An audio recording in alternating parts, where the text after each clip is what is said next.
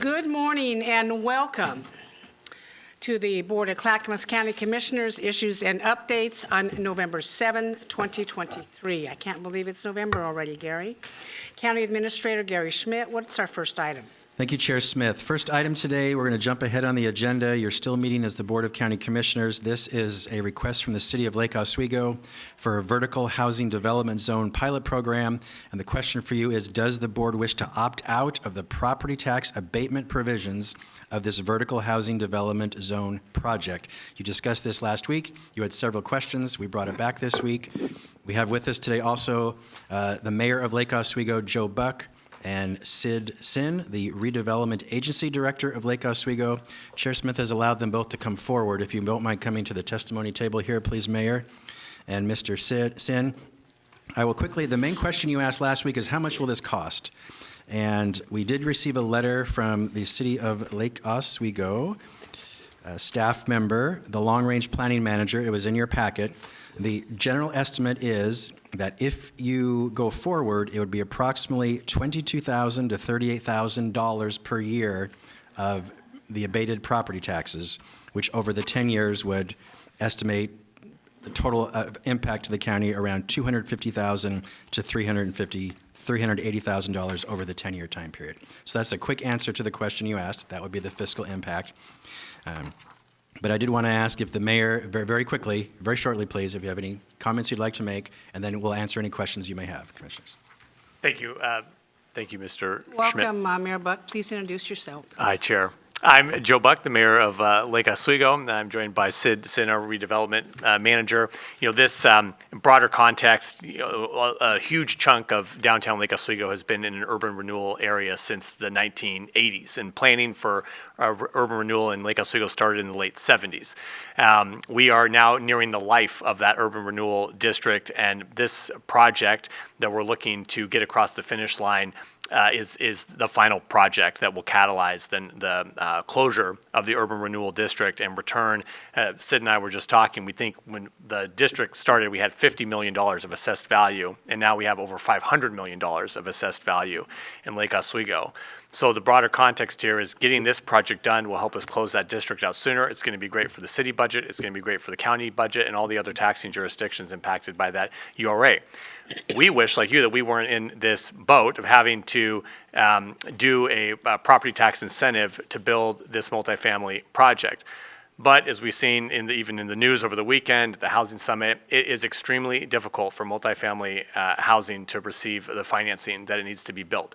We've been sitting, this land is currently in public ownership. The city's owned it for almost 10 years now. The land, you've owned The land, vacant building, and we have gone through now 2 different developers. It's been just a challenging site to develop. And we have come to the realization that in this current environment to build, if we want this project done, this vertical housing development zone tax incentive is critical to the project receiving the funding it needs. Otherwise, we're just going to be sitting on that vacant land for another set of years. Okay, thank you. We had a previous conversation last week, which was really enlightening to us that we hadn't heard some facts on.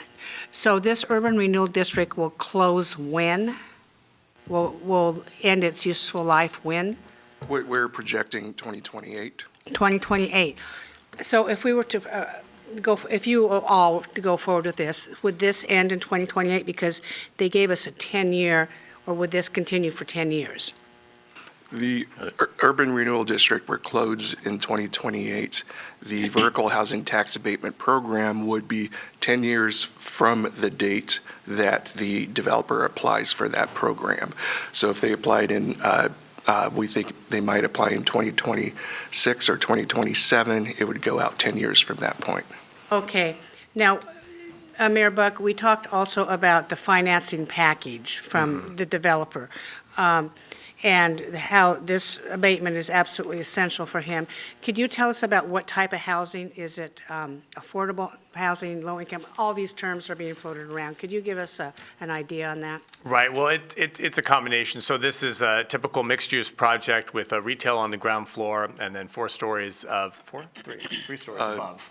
Yeah. 3.5 stories. yeah. Three-ish Yeah. stories above, mostly market rate housing with 10% of the units dedicated to workforce housing. So that's housing affordable to folks making 80% AMI. How much of AMI? 80%. 80% of AMI workforce, okay. Yeah, I'll say, and this would be the first set of any kind of income-restricted housing in downtown Lake Oswego. Okay. Thank you very much for this. We have further questions. Commissioner West. Mayor, thank you for coming today. We did have the opportunity to chat about this at the summit, which I think was beneficial.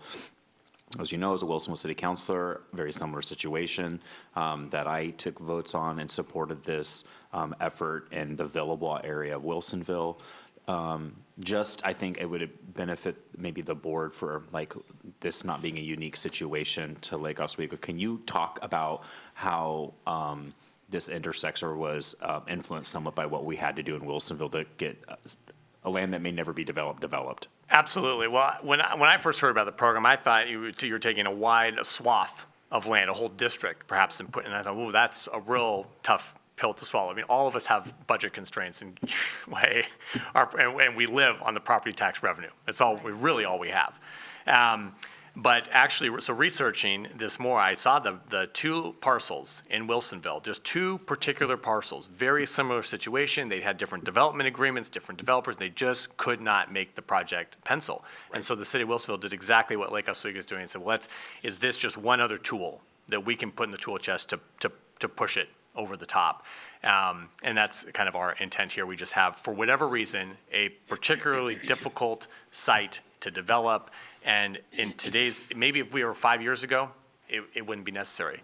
But with the banks not willing to lend and costs where they're at, unfortunately, this is what it's needed to produce the housing. But this project will help accelerate the closing of that urban renewal area. And, trust me, we would not be here unless we felt like this. This is definitely not our first option. We're 10 years down the road, and now we're here exploring the last option. But this is the one that will get it over the finish line. Mayor, would you argue that it is, even from just a few years ago, even when Wilsonville did this, it's even harder, it was impossible then, but that barrier has just become more firm and impassable today than it was even a year or two ago or 3 years ago? Absolutely. Okay. Absolutely, yeah. Thank you. Commissioner Savas. Yeah, thank you for being here today. Appreciate more information than we had last week. Mayor, so I appreciate our phone conversation on Friday morning, and trying to combine what I gleaned from our conversation into the packet here today.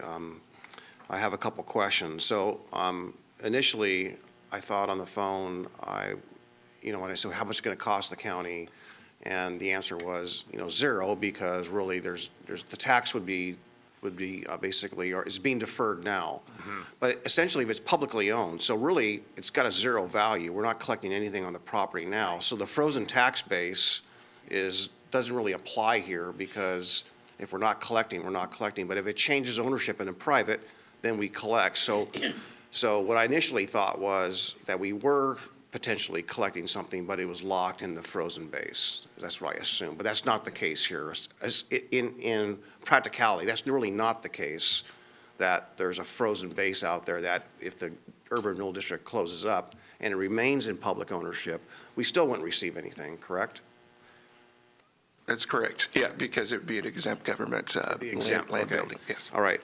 So I have a bit of a different idea, and thank you for mentioning earlier that when the developer applies is when the 10-year clock starts. So frankly, these numbers that are in the first page is what we would forego in reality, right? Which would be a new tax base going from exempt to non-exempt. So I get that. I have a question though. First of all, is the tax abatement exemption only eligible if there is affordable housing? Is that a requirement, or it doesn't have to have any affordable housing at all? In fact, I don't believe the abatement is on, for whatever reason, is on the affordable units. That's correct. So the tax abatement program applies to any residential development over commercial base. The abatement itself, there's two abatements in that program. One is for the residential units themselves, which is what the developer is applying for.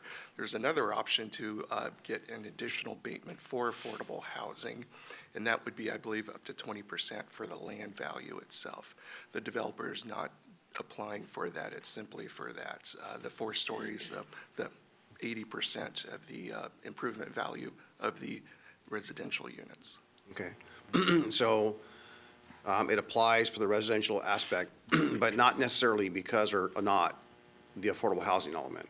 Just want to get that correct? Correct. Okay. So I'm just, this one paragraph, just, I'm going to say, it just strikes me. I'm just curious about it. I'm just going to read the sentence here that, and I'll highlight, emphasize my concern. You at, Paul? Could I'm you- on the last paragraph of the second page of the first page 2. All right. And it says, included in the 67 residential units are 8 units intended to be affordable housing, earning 80% or less area median income.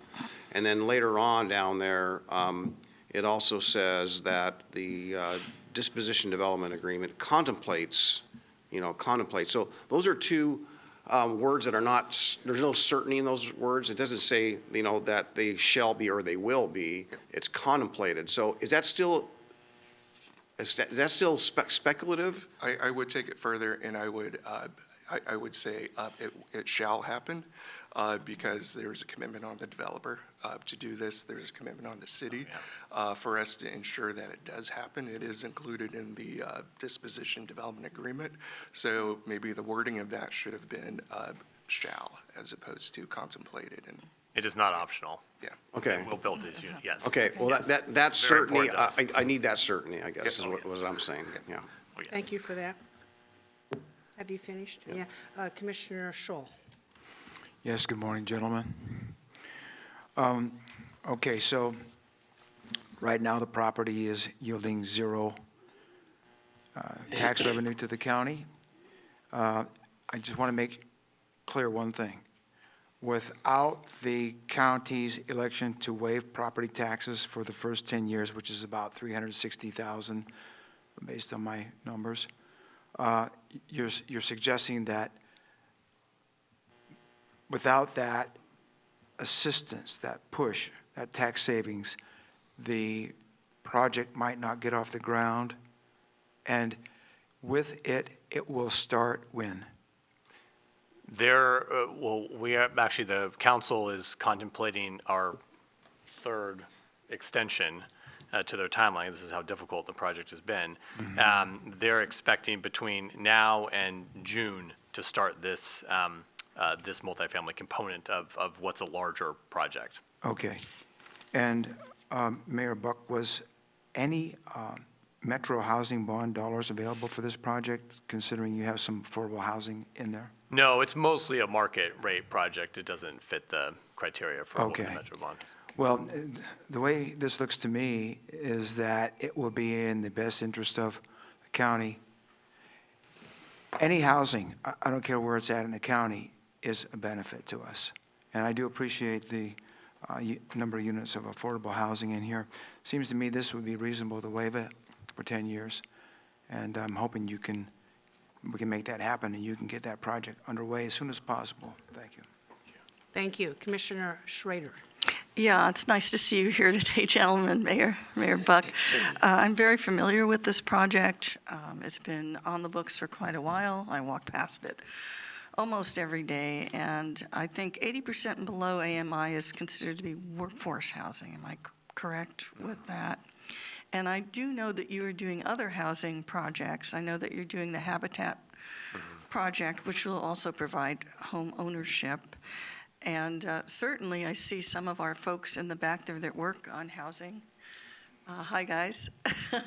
The Brown brothers are back there. You need to talk to them. But if there's any other available if there's any other available land that Lake Oswego has that we could work with you to continue to do maybe 30% below AMI. We just got back from Happy Valley the other day. You were there with me too. A wonderful, wonderful opportunity to continue to work with you on all the phases of the different housings, that we need, housing capacity that we need for this county, so. Thank you, Commissioner So I'm Schrader. in full support, colleagues. So do we need a motion? or do we- Yes, may I speak? Yes. Thank you. I will call for a motion at the appropriate time. Thank you very much. I I stand just want to clarify a couple of things. In Lake Oswego, do you have voter-approved urban renewal, or is that a decision of the council? Decision of the council. Okay, thank you. So you could bring an urban renewal district back at any time, and then we would be on the hook for more, possibly. For more Yes. urban renewal. Yes, you could. Is that what you're telling me? Well, yes, we could. Even though this expires in, We have, yes, this is one of 2 districts in the city. okay. Additionally, I am glad that you said this shall happen. And I see in the memo that your development agency is going to contribute back $2 million to this development. So you do have some skin in the game, obviously. Joe, I've had a lot of conversations and with the with the mayors and chair meeting, we're trying to get SHS dollars out to the cities. And it's been difficult in Lake Oswego for many, many reasons, land availability, the whole thing. We really haven't been successful at that as much as we really want to, because there is a lot of money coming in. So maybe if we can't do this, we can do this to help the housing. And once it was explained to me what was going on, especially since it's a zero tax base, and bringing it back next June. But I will say, this board, I think, is going to go ahead on this because of the numbers of what it is, and it's a current zero tax base. But if there's an intent of Lake Oswego to create another urban renewal district after this expires, you may not meet with the same friendly faces, just saying. But this project certainly is worthy. I will entertain a motion, but Commissioner Savas has something to say. Yeah, I mentioned Friday morning, we were in Portland at the HBA event. Is there anything we can do with the sticks and bricks aspect of supported housing services to make this happen in lieu of a tax abatement? Because as we all know, this is our seed corn, so to speak, right? Our property tax is what we live on. So I'm not sure that's a question for you all, maybe versus some of our staff in the back of the room, but is there a way that we can do this differently and do an equivalent, or is that a legal challenge to offer that? I don't know, but my gut reaction is that this is mostly a market rate housing project, and it's going to be on the high end, of the spectrum with the workforce units. I would guess it's not meeting the criteria of the funds. Like I know you all approved, and we're working together on the Hacienda project, which is a Metro bond funded project, deeply affordable. That I'm sure will involve SHS dollars on the programming there. But I don't quite think this particular project is in that same boat. We're getting head nods from both Fahid Brown and Adam Brown in Joe's assessment of this is correct. Probably not going to be able to use SHS dollars for this particular project, but we'll keep looking, Joe. Yes, and the Brown gentleman, we just set up a meeting. We're going to get together Right. and we're going to brainstorm. Good. Thank you very much for that. Paul, are you okay? Well, one other question, a follow-up. If it was 60% AMI, would that change it? I don't know. I think it would definitely have an impact. Every dollar lost would have to be found somewhere in the project, and Oh, but the eligibility, I'm you sorry. mean? Yeah. Would, if it was 60% AMI, would that open the door towards SHS sticks and bricks to fill the gap? Is that even legal? I don't know.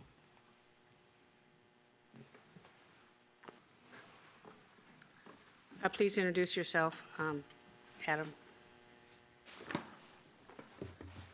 Good morning, Adam Brown, Deputy Director, Health, Housing, and Human Services. So good question, Commissioner. So for supportive housing services funds, right, the eligibility criteria is at risk of homelessness or experiencing long-term homelessness, right? So the threshold there is generally like permanent supportive housing, which is 30% AMI. I think for 60% AMI, that's when the bond-funded question would come into play, and that's around unit mix, affordability. So there's like, you have to run kind of the scenarios of the total composition of the development, what the portion is that's affordable, the respective ratio of bond funds that are going into it, and things like that. I just thought, and again, anything we do in lieu of would be beneficial, and, you know, even 60% AMI is still, in today's inflationary market, is still a lot of money.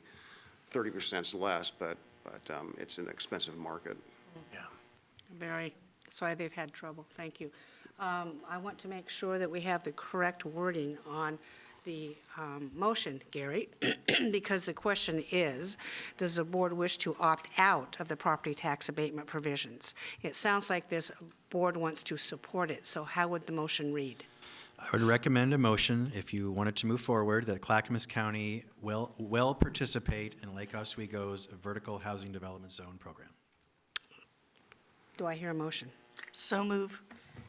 Commissioner Schrader has moved that Clackamas County will approve the Vertical Housing Development Zone pilot in Lake Oswego with the urban renewal dollars. Do I hear a second? Second. Commissioner West has seconded that motion. Further discussion, Commissioner Schull? Yes. So this 60% tax abatement for 10 years, based on $18.5 million portion for the property that's eligible for abatement, will be around $360,000. But after the 10-year period, the people of Clackamas County, or the revenues coming in, property taxes from this project to Clackamas County, will be way, way over in the following 10 years. So I believe this is a good investment in Lake Oswego and in housing in general. Thank you. Okay. Commissioner Savas? And just to affirm, the 8 units of affordable housing at 80% AMI will be, thank you. And we're looking for other places in Lake Oswego, other land in Lake Oswego. Oh, yeah. Okay. Well, we'll try to find some. Seeing no further comments before this board, Tony, would you please take the poll? Commissioner Savas, Aye. Commissioner Schull, Aye.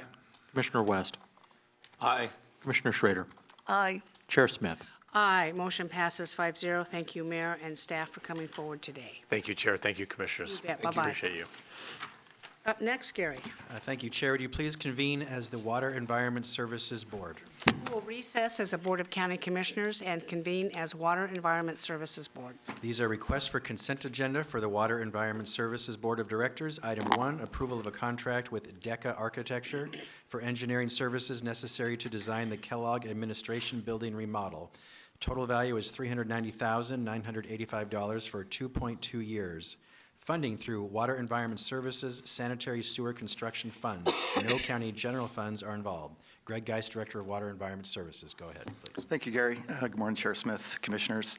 This is a pretty straightforward project. That sounds very loud. Is that okay? Our Kellogg facility, the administration building, and the entire facility was built in 1974. Anyone who's been there knows that it's like walking into a time capsule back to 1974. It hasn't really been touched. So what we're proposing to do is to expand that facility. It's currently 2,700 square feet. We're going to add 2,100 square feet, which allows us to move our locker rooms, lunchroom, and computer server spaces into a consolidated administration building, which will then free up another building that we need down the road for process space. So, happy. Thank you. Commissioner Savas.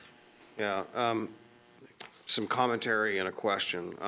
Commentary is that, you know, obviously a lot of projects that Wes has brought to us are infrastructure, critical infrastructure, pipes and so forth, and there's been quite a few here, and I understand the need for the R&Rs, rules and replacements and all of that, so I get that. And it's easier for me to get there. When it comes to remodels, and this project I'm unfamiliar with, and that's my commentary as a member of the board, these things are just coming to us without any prior knowledge or awareness that we're going to invest in in this kind of a thing. So I understand the rationale, you explained that, but can you tell me what the actual estimated cost is for the project? This is just the engineering, or the planning, so what's the actual cost? 3.8 million, That's a lot of money for just 4,000 square feet. 4,800, almost 5,000, but yes. How do we And get? it's also, it's not like residential construction. I mean, this is our servers and our laboratory and our locker rooms. It's different. Yeah, well, there's nothing in the packet about that breakdown. I just, ask the question a little bit differently. How do we get more involved and know, so we're not here doing this under consent agenda? It seems like from a work session standpoint, we ought to be kind of aware of, some of those things that are capital related, but not necessarily critical infrastructure. Sure. I mean, I'm happy to sit down anytime, anywhere. This is part of our 5-year capital improvement plan that has been approved by the board. So this project is in our 5-year plan. So Approved by the budget in a very condensed time frame, but not discussed as a board of directors, which is my issue here today. Right. I can't recall, I thought that we. You had a policy session where you discussed this, Commissioners, the whole Yeah. plan. It was not just the budget process. The whole plan for the Capital improvement plan for the district. capital improvement plan. Yeah, if I was here, I don't recall I don't think you were discussion of here, this building. Commissioner Savas. Pardon? I don't think you were here. Okay. Sorry about that. I will add, though, it seems like we have a lot coming from West. I assume because you were able to be so successful on the bond sale several years ago. Is that funding partially some of these requests? Yes. Yeah, you got a very low rate, and so therefore you're moving forward with improvements on that, too. Yes, it does seem like a lot, but Commissioner Scholl? Yes, good morning. When do you expect that the board will be able to look at the actual construction contract amount? I would say within the year. Okay. Within a year, not Okay. this year. Good, yeah, okay. Well, this sounds fine, thank you. Okay, any further discussion on this? Seeing no objections. Item 2, approval of an amendment with Consor North America to add upgrades for 2 additional pump stations in the pump station rehabilitation and upgrades project. Amendment value is $430,777 for 2 years, including total contract value increasing the total contract value to $3,052,360 for 6 years. Funding through Water Environment Services Sanitary Sewer Construction Fund. No county general funds are involved. Thank you, Gary. So yeah, this is another, you've seen this many times. Back in 2019, we started this contract. It's really the result, and maybe to talk to Chair Smith's comments, we've done a lot of planning since we formed the West 190 Partnership back in 2016, a lot of master planning. Part of that was a collection system master plan that was done, I think, around 2018.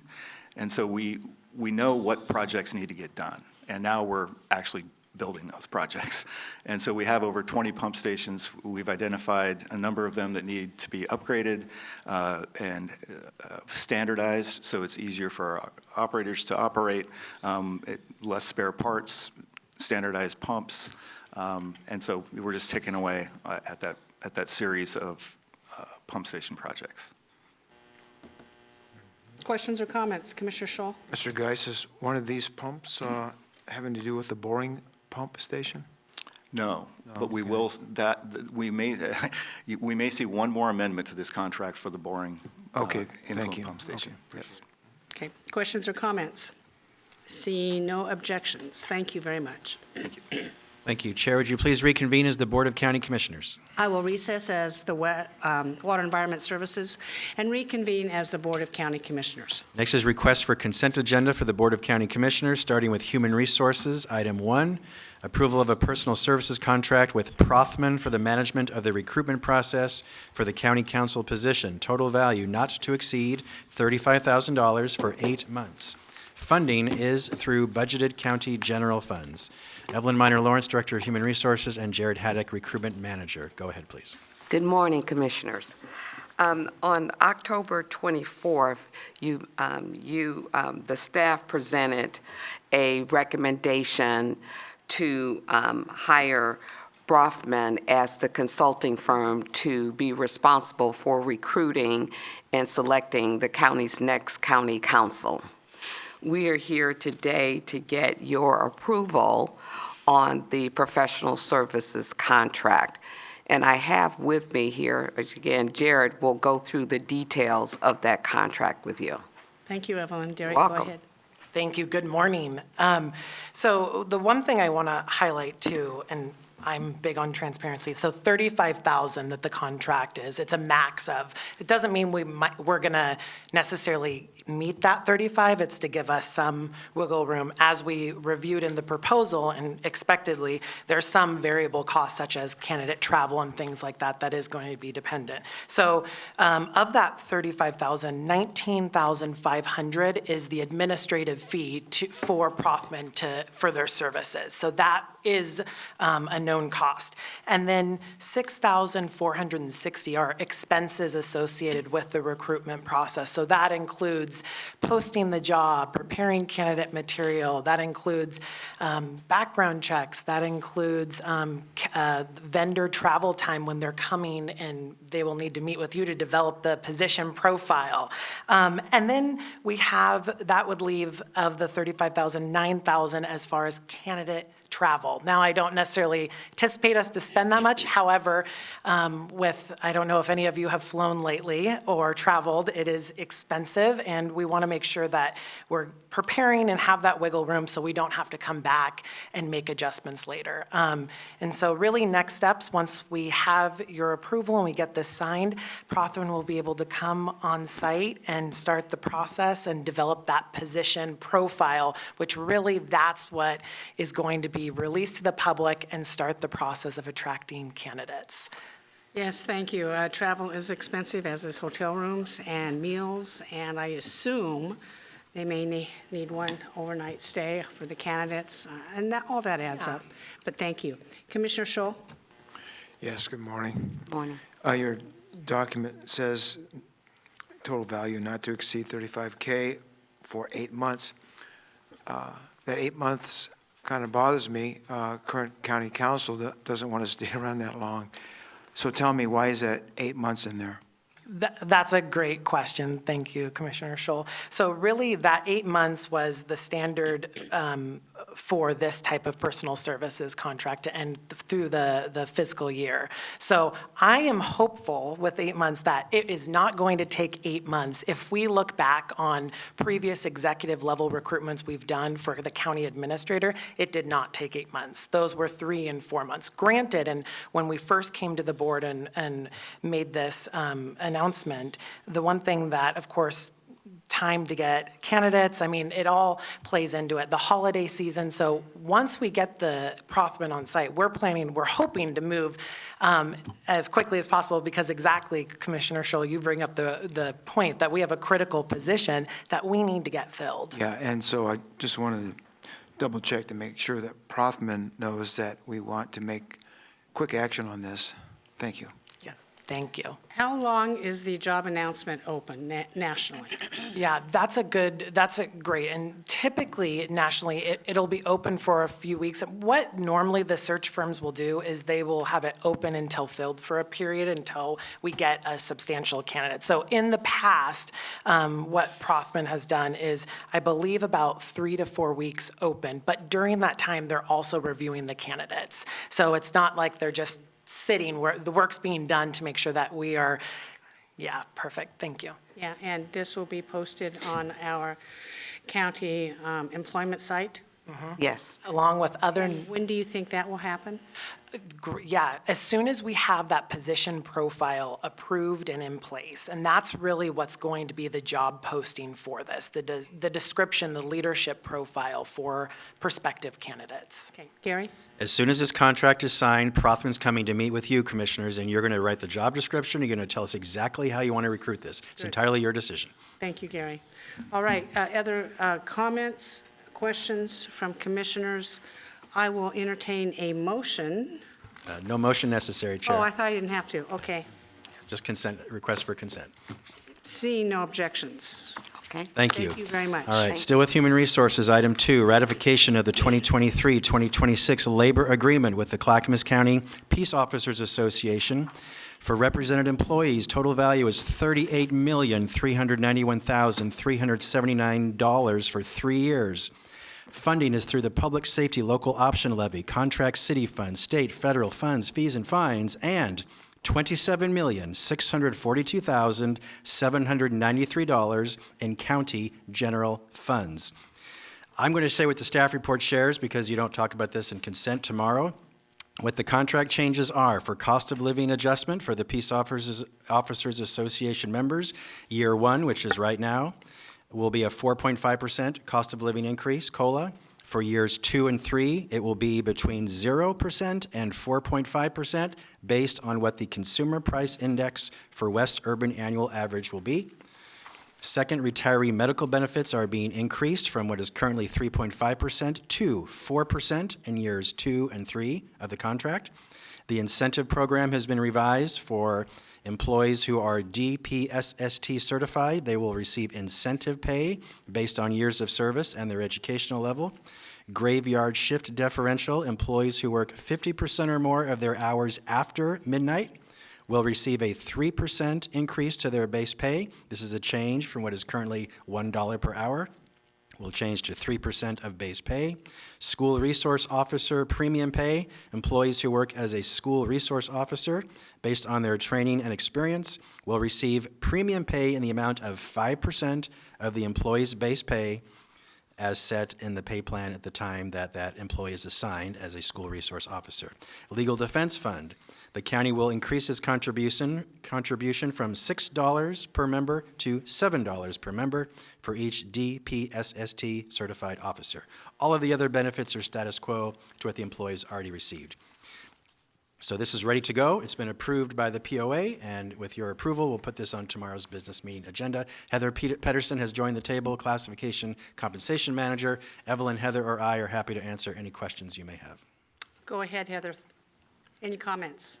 I do not have any comments. I'm just And here when to will answer this be questions. finally signed? As soon as we get it ratified.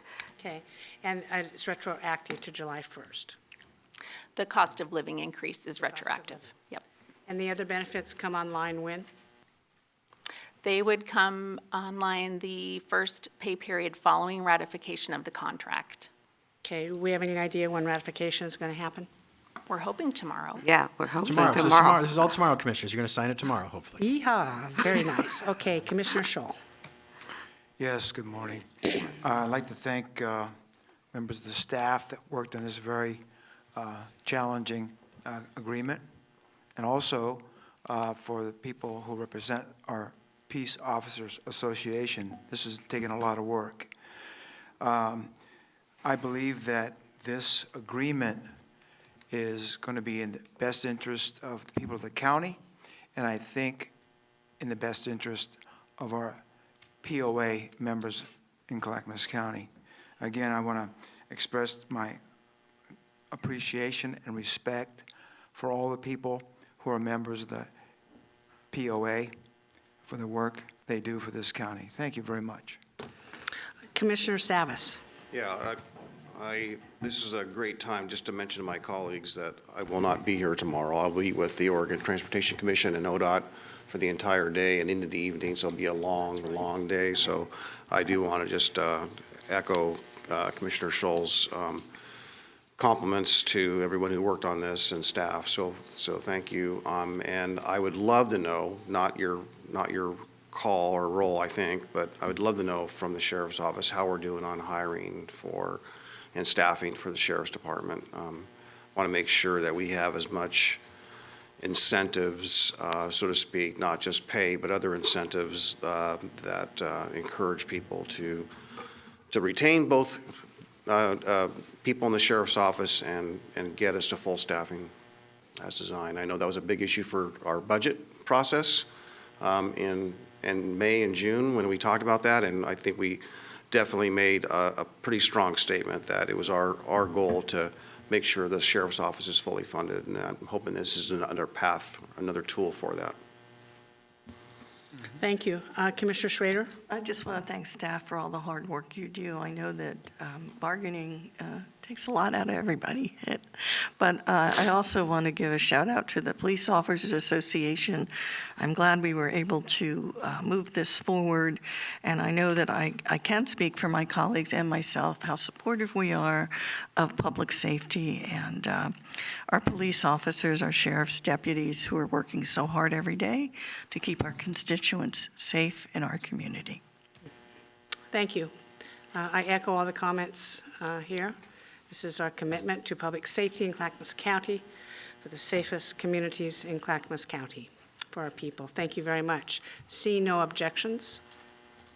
Great, thank you. Next, Finance Department. Item 1, approval of a public improvement contract with Hydro Temp Mechanical for the Central Utility Plant Expansion Equipment Installation Project. Contract value is $1,194,000.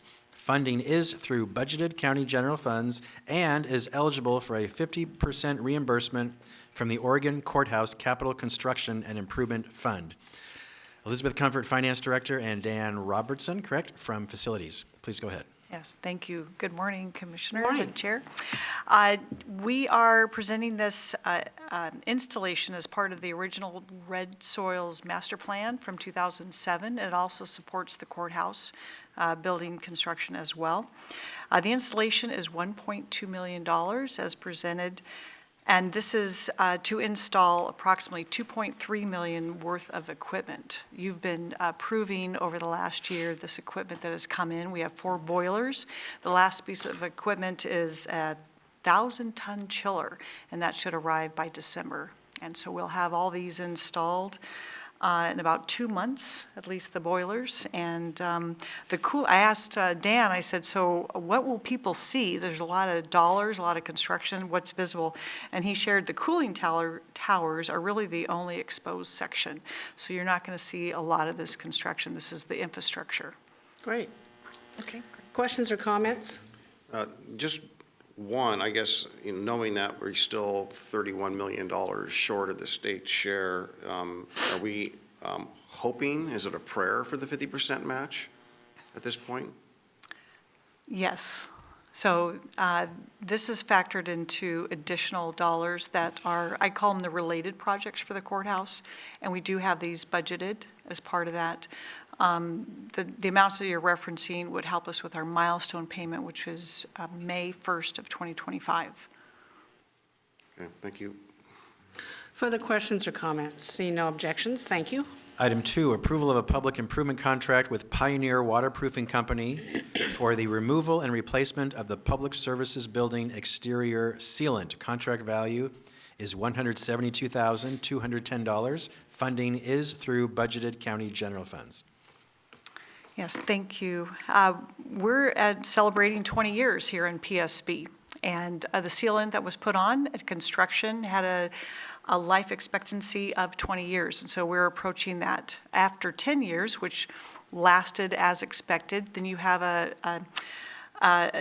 what is it called? It's an inspection for removal and replacement every 5 years. So we have been doing that. We're very diligent. We have an excellent maintenance and preventive maintenance plan scheduled with our facilities team. And so we are now at the 20-year mark to replace this. And the project will start as weather permits. And both of these projects, the last one and this one, are scheduled to be completed by June of 2024. Excellent. Commissioner Shaw? Did the DSB require the same treatment? I'm going to defer to Dan on that. The DSB at this point, it's a different style of cladding on the exterior of the building, where this one being primarily masonry relies a lot heavier on the sealants and caulkings. And our main issue is on the south side, where the wind really hammers the building. DSB, a lot of that cladding has a lot of built-in flashings and water diversions. We still seal the exterior every 5 years, but haven't had the same water intrusion. Okay, thank you. And any further questions? See no objections. Thank you for taking care of our buildings. Thank you. Thank you. Next, Transportation and Development. Item 1, approval of a board order approving the subcontracting for infectious waste collection between Republic Services and Trilogy Med Waste. No fiscal impact, no county general funds are involved. Dan Johnson, Director of Transportation and Development. Go ahead, please. Good morning, Chair Smith, Commissioners. Basically, I'm here to talk about the ability to county code allows for the ability for our waste haulers to subcontract with other individuals and other providers to provide certain services. Essentially, other services are such as infectious disease and materials collection. We essentially, and they can do that, but they have to do that with board approval. So essentially, we've received a request from Republic Services they've notified us that if the board were to approve it, they would like to basically subcontract with Trilogy Med Waste LLC to provide infectious waste collection services within their franchise area. The Solid Waste Commission, who is the formal advisory body for this entity or for this work, met on October 12, 2023 to consider this subcontract request, and they recommended it, approved it 6-0. I'd be happy to answer any questions you might have. Where does this waste take place that's collected? Where is it? It could be a lot of this waste associated with either medical waste. For our clinics? Well, yeah, for our clinics, but also for private medical provision, hospitals, things of that nature. Anybody who does medical waste associated with it has to have a licensed disposal option. Okay, and so they pay, they reimburse, let's say Willamette Falls Hospital does this, just as an example. Yeah. Do they reimburse Clackamas County for this? No, they pay, it's a part, well, basically, it's a part of their rate, yes, pardon me, it's part of their rate. They pay a rate for And then medical that rate, disposal. basically, those dollars that go into Republic's coffers, they pay a subcontract to provide the collection of those services. Okay. Questions or comments? I see no objections. Thank you. Item 2, approval of a funding agreement with the Clackamas County Historical Society for projects that will foster an understanding of the history of the Jennings Lodge Camp Meeting Site and Retreat Center. Agreement value is $166,500. Funding is through the Jennings Lodge Camp Meeting Site and Retreat Center Education and Preservation Fund. No county general funds are involved. I'm going to ask the commission, bear with me for 1 second. There's a lot of history around this. So basically, back in 2014, Lennar Northwest, who's a private development company, purchased a property known as the Jennings Lodge Camp Meeting Site and Retreat Center. Basically, they purchased that property for the redevelopment and construction of 72 single-family residential units. That particular application was challenged by the local CPO in the community with several different LUBA appeals to stop the removal of the historical structures and the trees that were on the site. The community was ultimately unsuccessful in their legal challenges, however, was successful in getting Lennar to agree to pay $185,000 in mitigation for the historic components that were located on the property. In 2018, Lennar was issued permits to develop the site, and in 2019, the development was completed. After consultation with a number of stakeholders, this included Oregon State Historical Preservation Office, Oak Lodge Historic Detectives, Restore Oregon, National Trust Historic Preservation, Jennings Lodge CPO, and a variety of other participants, an MOA, or Memorandum of Agreement, pursuant to Section 106 of the National Historical Prevention Act was signed. Essentially, that was the document that memorialized the agreement from Lennar to pay the $185,000 and identified what those dollars would be used for. And basically, that agreement, or that fund, provided a grant to agencies or organizations interested in pursuing projects and activities which fostered an understanding of the history of Jennings Lodge Camp Meeting Facility and Retreat Center in Clackamas County, or similar historical sites in Clackamas County, as agreed to by the acting fund manager. Subsequently, there was in 2021, the staff briefed the Board of County Commissioners on this MOA and presented a fund management plan for the BCC, which was approved. And essentially, DTD was directed, well, at the time BCS, now DTD was directed to kind of facilitate the securing proposers on this fund and advertising it to the public for proposers to respond. And there was an identified process for reviewing those proposals and issuing this grant. Then we had a little pandemic and things got kind of slow, and so where time kind of flies by, there was a couple of years. In January 2022, we received the money from Lennar, established a fund. There's an $18,500 administrative cost that we received for that. So there were some dollars off the top that took recouped staff's time in proposing this and administrating this, which resulted in the ability to issue a grant of grants up to $166,500.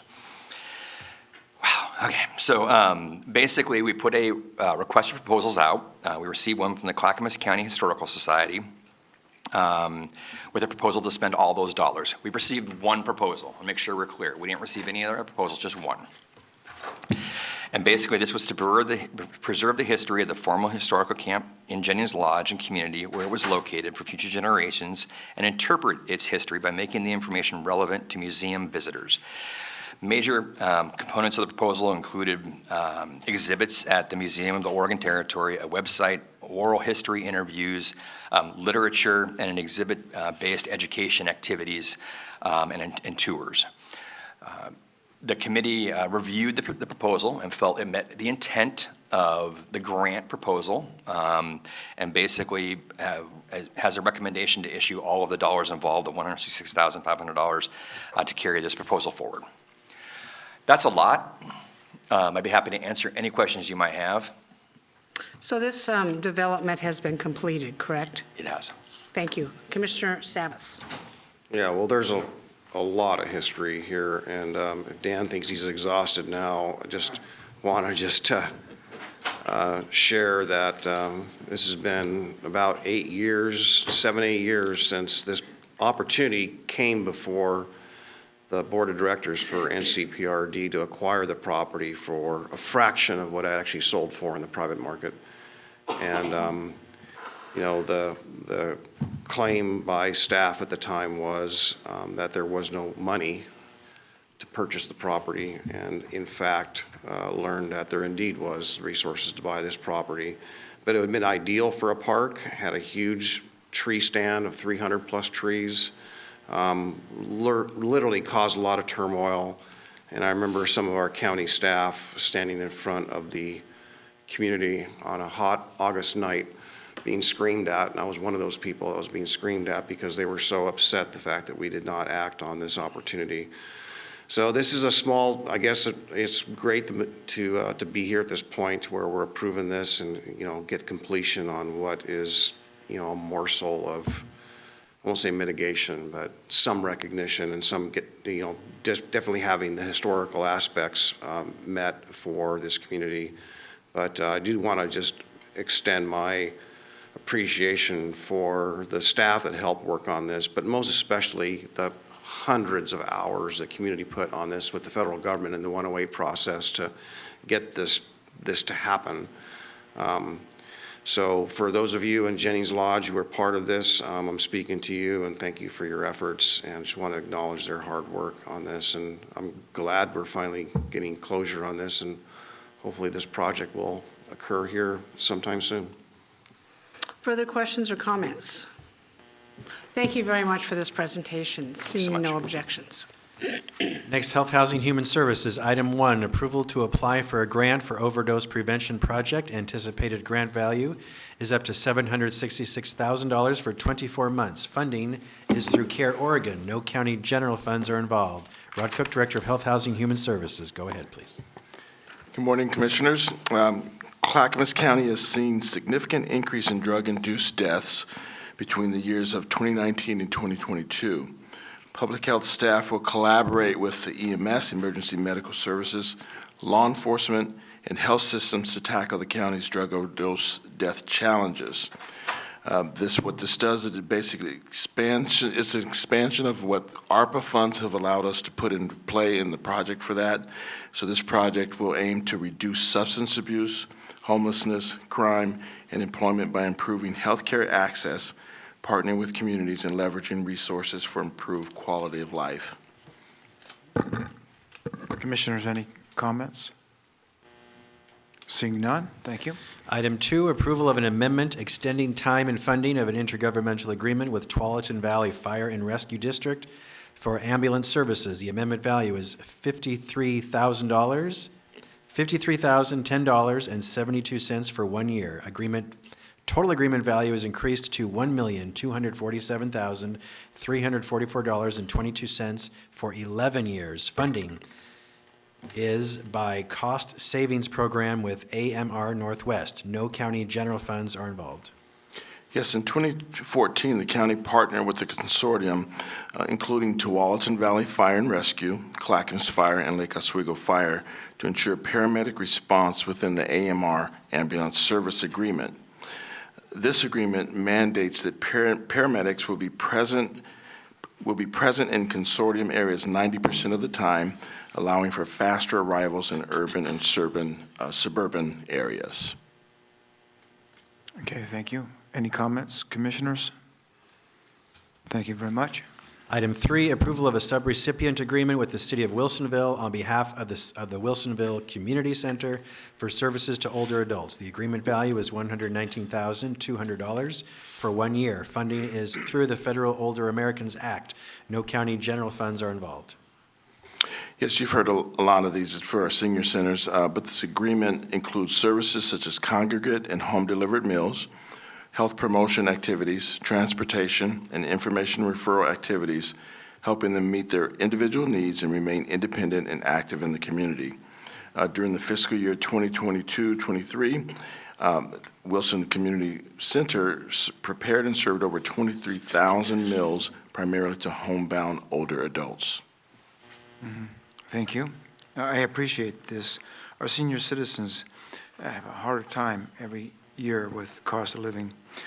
Commissioners, any comments on this one? Thank you. Item 4, approval of a revenue agreement with Care Oregon for the Medication for Opioid Use Disorder and Primary Care Incentive Program. Estimated agreement value is $162,000 for 1 year. Funding is through Care Oregon. No county general funds are involved. Yes, this program provides integrated and proactive case management to Care Oregon members diagnosed with Oregon Opioid Use Disorder, OUD. The objective is to improve care outcomes and high quality through evidence-based practices, matching payment to evidence-based clinical services, and sustaining workflows. Thank you, Mr. Cook. Comments? Seeing none, thank you very much. Item 5, approval of an amendment updating language and increasing funding to a revenue intergovernmental agreement with the Oregon Health Authority for the financing of public health services. The amendment value is $1,724,072.59 for 1 year. Total agreement value increased to $5,463,272.18 for 1 year. Funding is through the Oregon Health Authority federal and state grants. No county general funds are involved. Yes, this agreement funds basic public health services through fiscal year 2024. Amendment number 2 increases state support for city readiness, emergency preparedness, mental health expansion, and modernization. Thank you, Vice Chair Scholl, for taking over in my absence. Any questions or comments? Commissioner Scholl. Mr. Cook, on this, 1.7 million, is some of this money transferred to the cities for disbursement for expenses relating to public health? As far as I know, this stays with our public health and funds Okay. our services. All right, thank you. Other questions or comments? Seeing no objections, thank you. Item 6, approval of an amendment extending time and increasing funding to a technology services contract with Conduent Healthy Communities Corporation for the Public Health Community Data Dashboard. Agreement value is $29,818 for 1 year. Total contract value is increased to $177,318 for 6 years. Funding is through the State of Oregon Public Health Modernization. No county general funds are involved. Yes, the Healthy Communities Corporation is a community dashboard, a data dashboard that houses health and quality of life indicators, including a core list of 100-plus indicators and consumer expenditure data. In addition, it offers data on demographics, socioeconomic needs, evaluation tools, a resource library of 2,000 health programs, funding opportunities, report assistance, and topic centers. Questions or comments? Seeing no objections. Item 7, approval of an intergovernmental agreement with Sunrise Water Authority for Low-Income Household Utility Assistance Program. Agreement value is $5,250 for 1 year. Funding is through Sunrise Water Authority. No county general funds are involved. Yes, you've seen some of these in the past, but this is where the Sunrise Water Authority has allocated funds and is partnering with our Social Services Division to assist low-income customers struggling to pay their water bills. So basically, if they need some help, this gives them a stipend towards their water bills. Thank you. Commissioner Schull. Yeah, I just want to put a plug in for Sunrise Water Authority. When we see the cost of water going up in the region, I know that Sunrise Water Authority strives to hold down the cost of water, and is most appreciated. Great. Seeing no further objections, thank you very much, Rod. Okay, thank you. All right, all of these items will be on tomorrow's business meeting consent agenda. Next item, Supportive Housing Services Fiscal Year 2022-2023 Annual Report. There's a memo in your packet. This is great. And presenting is Rod Cook and Vahid Brown from Health, Housing, Human Services. Go ahead, please. Welcome. Well, I'm going to hand the mic over to one of the Brown brothers and have Please introduce yourself. Thank you. Good morning, Chair Smith, Commissioners. I'm Vahid Brown, the Deputy Director of Housing and Community Development.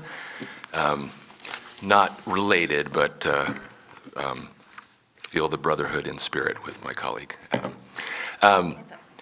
I am here to present some really exciting outcomes to the board from our second annual report from the Supportive Housing Services Measure implementation. Presented on these outcomes with the other two counties yesterday to the Oversight Committee to a very positive reception. Positive because Clackamas County exceeded or met our signal goals and had a lot of other really exciting accomplishments to tout and to be celebrated in year 2 of SHS implementation. The annual report is in the packet. I just want to give you a few highlights. So the annual report is, of course, our report back to the community and to the Oversight Committee about our progress on implementing the local implementation plan and on meeting specific numerical goals of our annual work plan. We come and provide you updates on our annual work plan goals every year. Those go to the Oversight Committee, and we try to achieve those goals with the contracted services that we're rolling out and coordinating through the community. In year 2, we saw a tremendous growth in across all areas of outcomes for households experiencing homelessness, but also spending. 440% increase in our rate of spending of supportive housing services funding to stand up this critical infrastructure to make homelessness rare, brief, and non-recurring in Clackamas County. Really briefly, some of the signal accomplishments of year 2 with respect to our numerical goals. Our permanent supportive housing placement goal, this is our top line annual work plan goal for the measure, was to place 385 households in permanent supportive housing in fiscal year 22-23. We surpassed that goal and placed 393 households in permanent supportive housing. That's 619 people in those 393 households. That's a tremendous step forward just in year 2 of the implementation of this measure in an area of programming where typically in Clackamas County we would place single digits or tens of people in a year in permanent supportive housing. Tens of people. Tens of people. Now we do hundreds. Hundreds. We have placed nearly 800 people into permanent supportive housing since the launch of the Supportive Housing Services Program.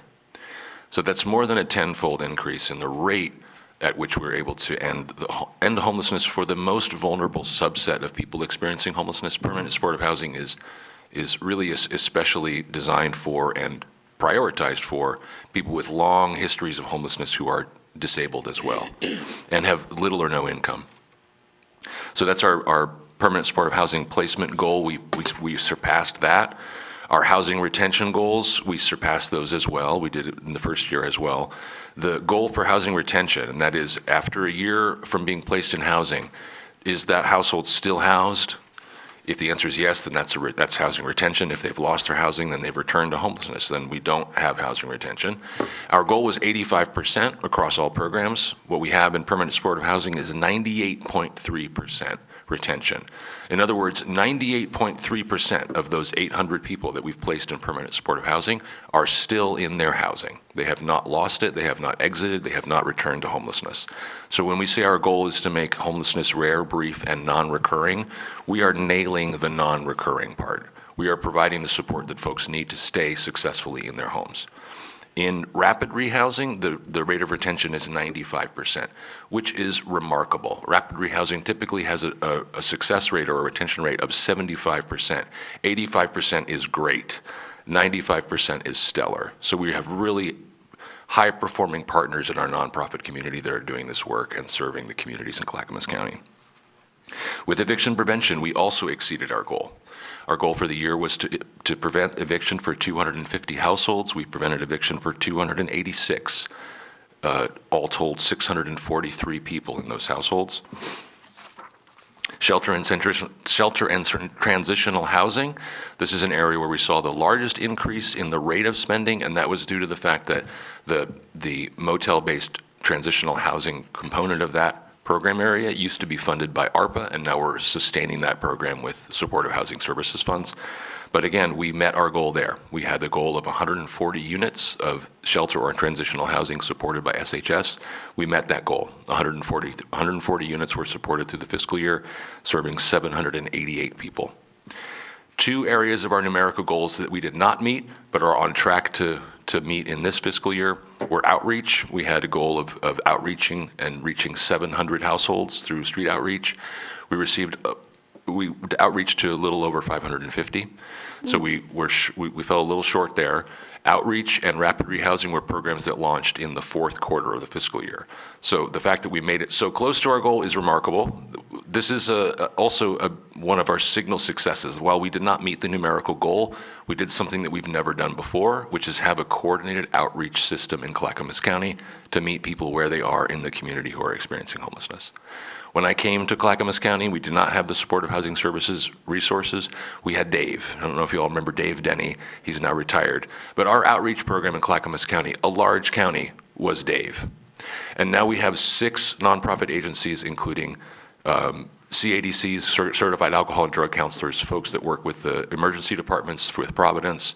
We have culturally specific outreach. We have outreach going throughout Clackamas County, not just in the metro area. And we are connecting people to services. And our rapid rehousing program also launched in the fourth quarter of the year, very late in the fourth quarter. That program is now up and running. Our goal was to serve 110 households in the fiscal year. We served 19, or 47 people. In the first quarter of this fiscal year, however, we've served 3 times as many households as we did last year, 57 in the first quarter. We are on track to stand up the scale of a rapid rehousing program that we intended for in our goal. It just came online late in the year. So now we're seeing those results in this fiscal year. But we're confident that we'll meet our goals for this fiscal year with that program. There's a lot of other goals that are non-numerical related to cross-sector alignment, to alignment with our behavioral health system, to advancing racial equity, all of which we made signal progress and have reported in our report our progress on those areas. One thing I'll highlight is in our cross-sector alignment with behavioral health, with addiction and recovery treatment services, we invested in those 2 behavioral health housing case managers at health clinics, in the behavioral health clinics of Health Housing and Human Services.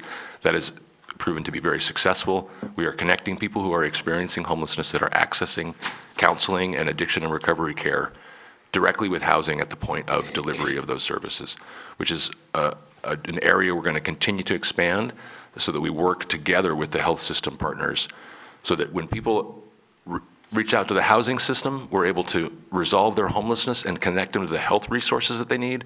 And when they reach out to the health system and are experiencing homelessness, there's a pathway for those folks in those sectors to do the same thing, to meet their health needs and connect them to us to meet their housing needs. So that's an area where we now have 2 dedicated staff on my team that are working on integration between the health and housing systems. A lot of other great stuff in this report. In the interest of brevity and giving some time for the commissioners to ask questions, although I can't end without celebrating again. I've already told you about this before. Our coordinated housing access system is answering live calls. That is a great success. Clackamas County is now kind of unique in our region in that when someone reaches out to us on the phone to be connected to housing resources, there is a person that answers their phone call, does an assessment in real time, and can connect them to programs. We got behind during COVID, as you know. A lot of folks in the community were calling our coordinated housing access line for access to rent assistance. Too many people were calling for us to answer the phone live, and we had a backlog of voicemails to return. We are now on top of that, ahead of that, and our coordinated housing access system is robust and responding to folks in their time of need. Well, thank you very much for this. I have had raving reports from your presentation this Monday through the region, the Tri-Counties Housing Authority on this, and they were very impressed with your progress, Vahid, the entire housing of Clackamas County, and the support systems that we're giving, and it's being noticed. It's being noticed by the other two counties, it's being noticed by our legislature, and thank you very much for doing this very hard work the Clackamas way. I have a couple of questions. You say supports 95% retention rate, and did you say 75% is normal? I'm not sure what normal means. Does that mean it's a statewide average or a tri-county average? What does 75% mean?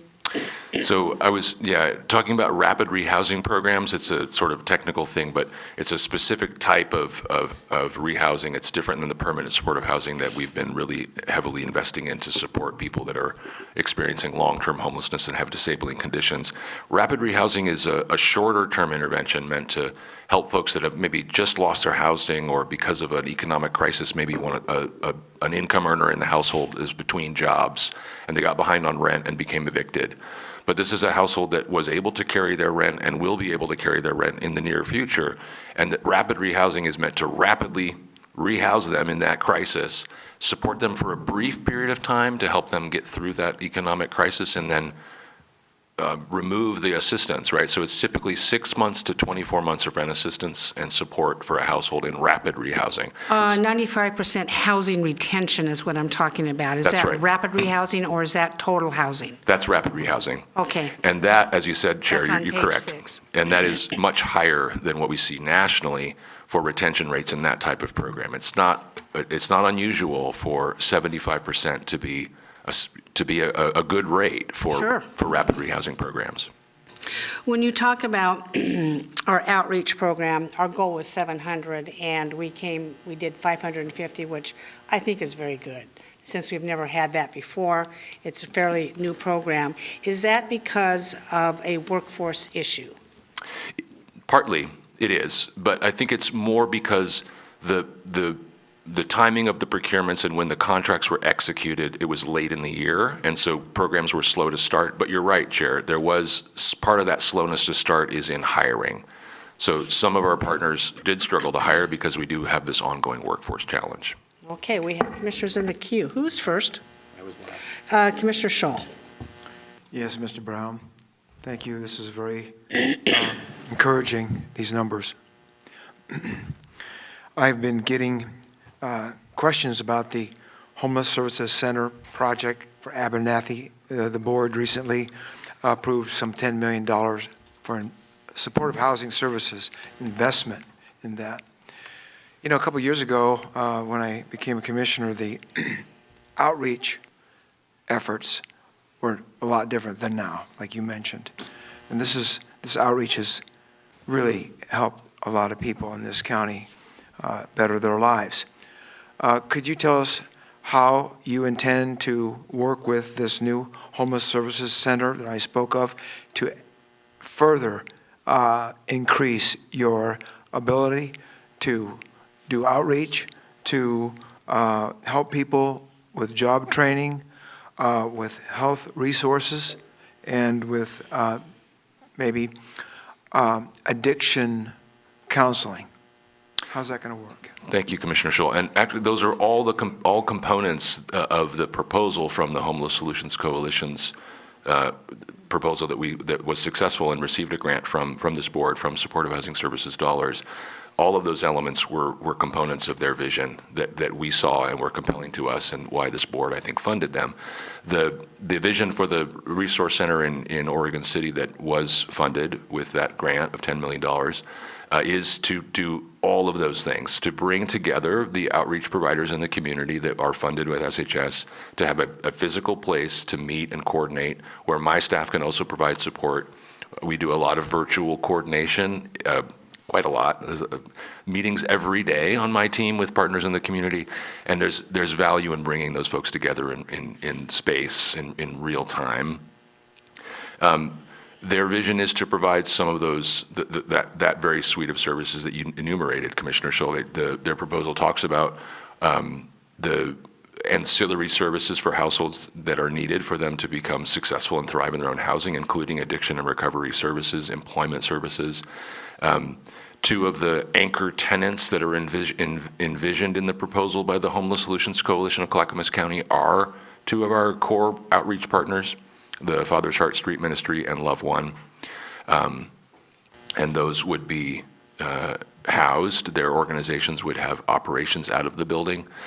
So the vision that they propose, that I think we're excited to work with them to realize, is a space where many providers in the community from different sectors, from the addiction and recovery sector, from the health sector, from the employment and workforce sector, and from the housing and homelessness response sectors, can collaborate together at a place where people are coming to access those services in one stop.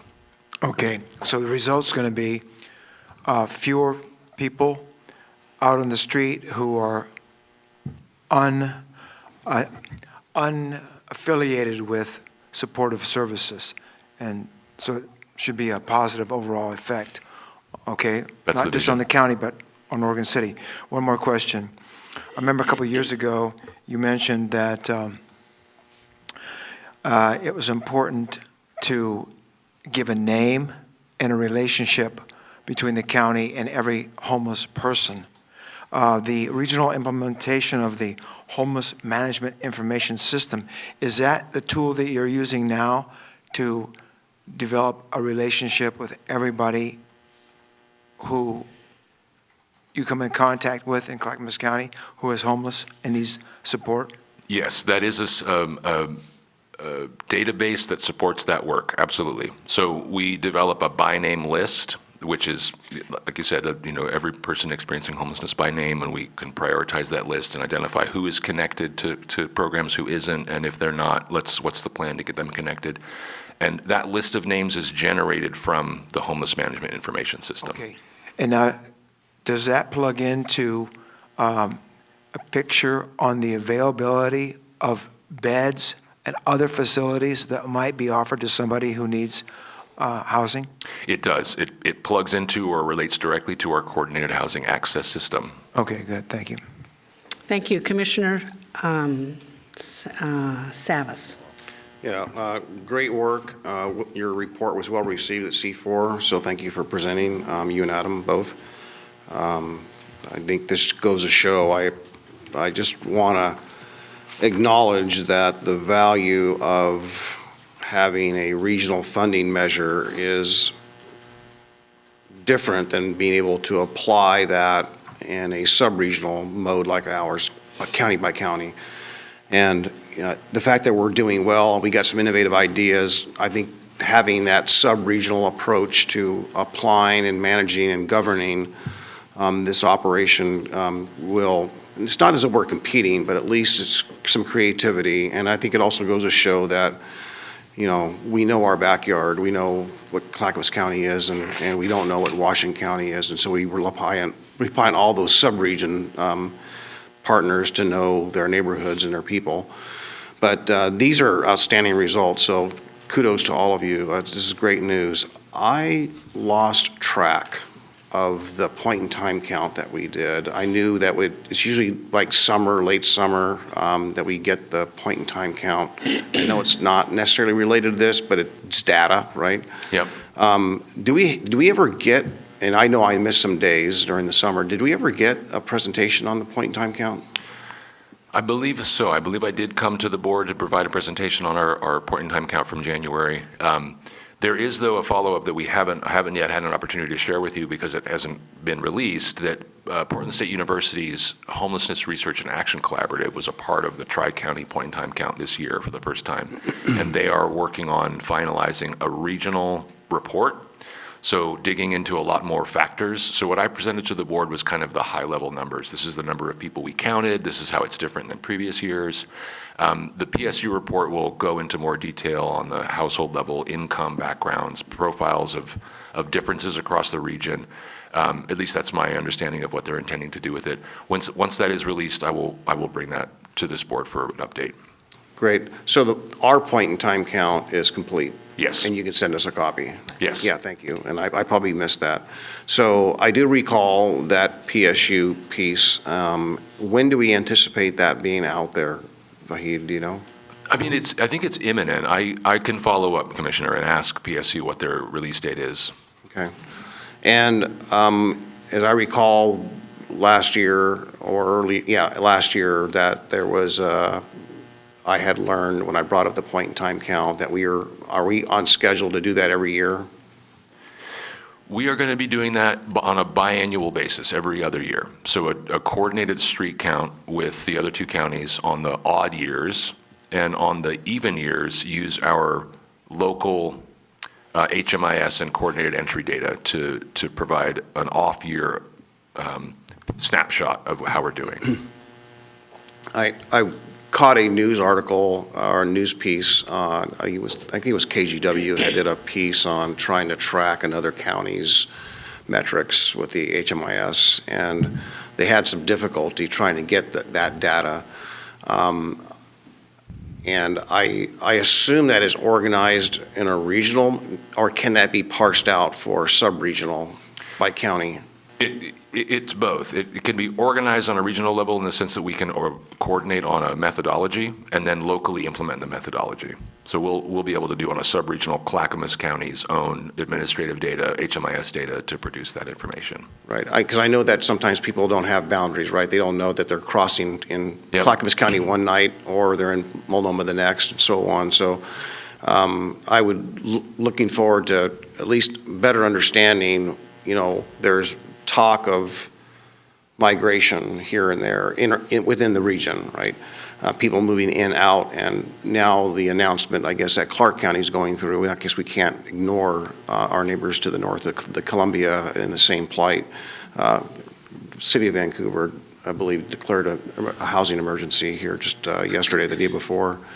So I would certainly like to look at that data and make sure that at least as a region, we're identifying what works, and we are doing some tracking that I believe that with all the money that's being collected, I think the public and the media seem to be demanding those metrics. And so whatever we can do that, I'd like to see, just personally, I understand your response and, recognize that, but I would certainly like to see the point in time as one means to identify. If that was done annually, it'd be one means to have a closer grip as to how we're doing in that regard. But I'll wait for the point-in-time count data, so thank you. Thank you, Commissioner. Thank you. Commissioner West? Thank you for all the work you're doing. I spent, and I told the board this already, I spent a lot of time with mostly Democrat legislators yesterday.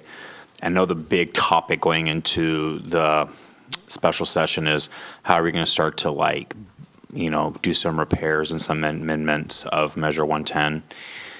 And just feedback for Clackamas County is right now, I think the perception of Clackamas County in Oregon among other counties and the legislature right now in this space is really, really positive. And there's well, how are you guys doing it? How can we replicate part of this? Well, that sounds hopeful. Where there's been inaction or issues or controversy in other counties, we had a little bit and some disagreement maybe on purchasing of a hotel or whatnot, but overall, when I look back in this year and I reflect and where the vision is going forward, I think we're in a really amazing space. And right now, you maybe in January or February, you wouldn't think that a lot of people would be looking to Clackamas County, but the truth is, bipartisan, they are. And they're asking, how do we have better policy crafting, and what do we need to fix these things? And a lot of it is the leadership of this board, but your guys' great work in innovation and sticking with us, even when it wasn't always easy to get these results.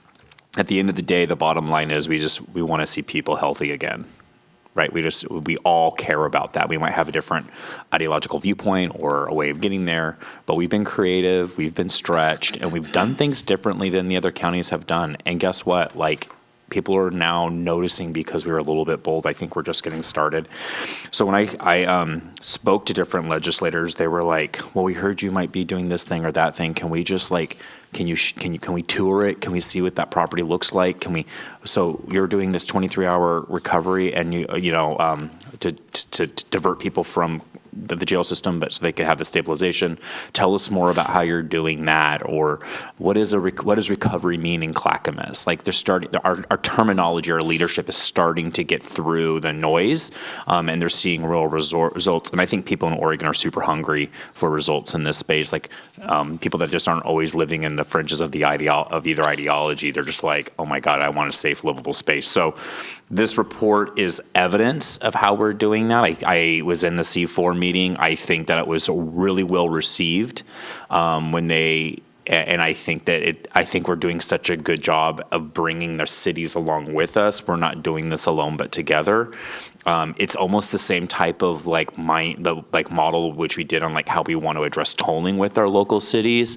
And it's kind of this recovery mindset that all hands are on deck and we all are stakeholders in this together. So these are things that are working. They've worked in other places. They'll work in Clackamas County. So I just wanted to give that kind of feedback and perspective, especially what I'm seeing from other state leaders. And what I think is going to end up being some unlikely allies that we would be like, wait, they want to partner with us, but we're in crisis a little bit with this. And so I'm excited to help do this work with you guys, and want to say thank you for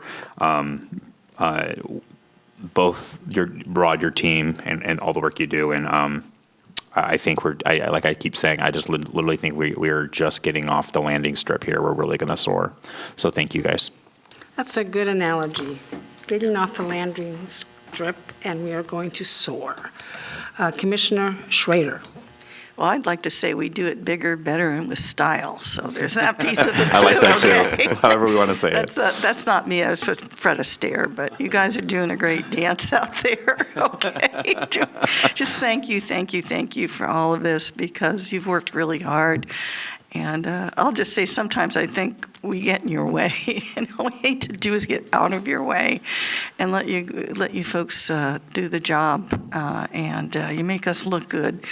Even though I think that really it's you folks on the ground that you're the ones making all this happen. And I just want to let you know that I met with my friend Bob Stoll the other day, and occasionally he and I, he goes, are you really a Democrat? And I'm going, yeah, Bob, just knock it off. But we love each other, and I made sure that I sent him this information, and I kind of got a chance to do a little bit of I told you so, Bob, because I knew that once we got this going, it would take off in a way that we would, because of the staff, the people that are working on this, really, that you would make it happen. And my other observation is this. You work so well. Okay, we're the public piece. You guys are the public piece.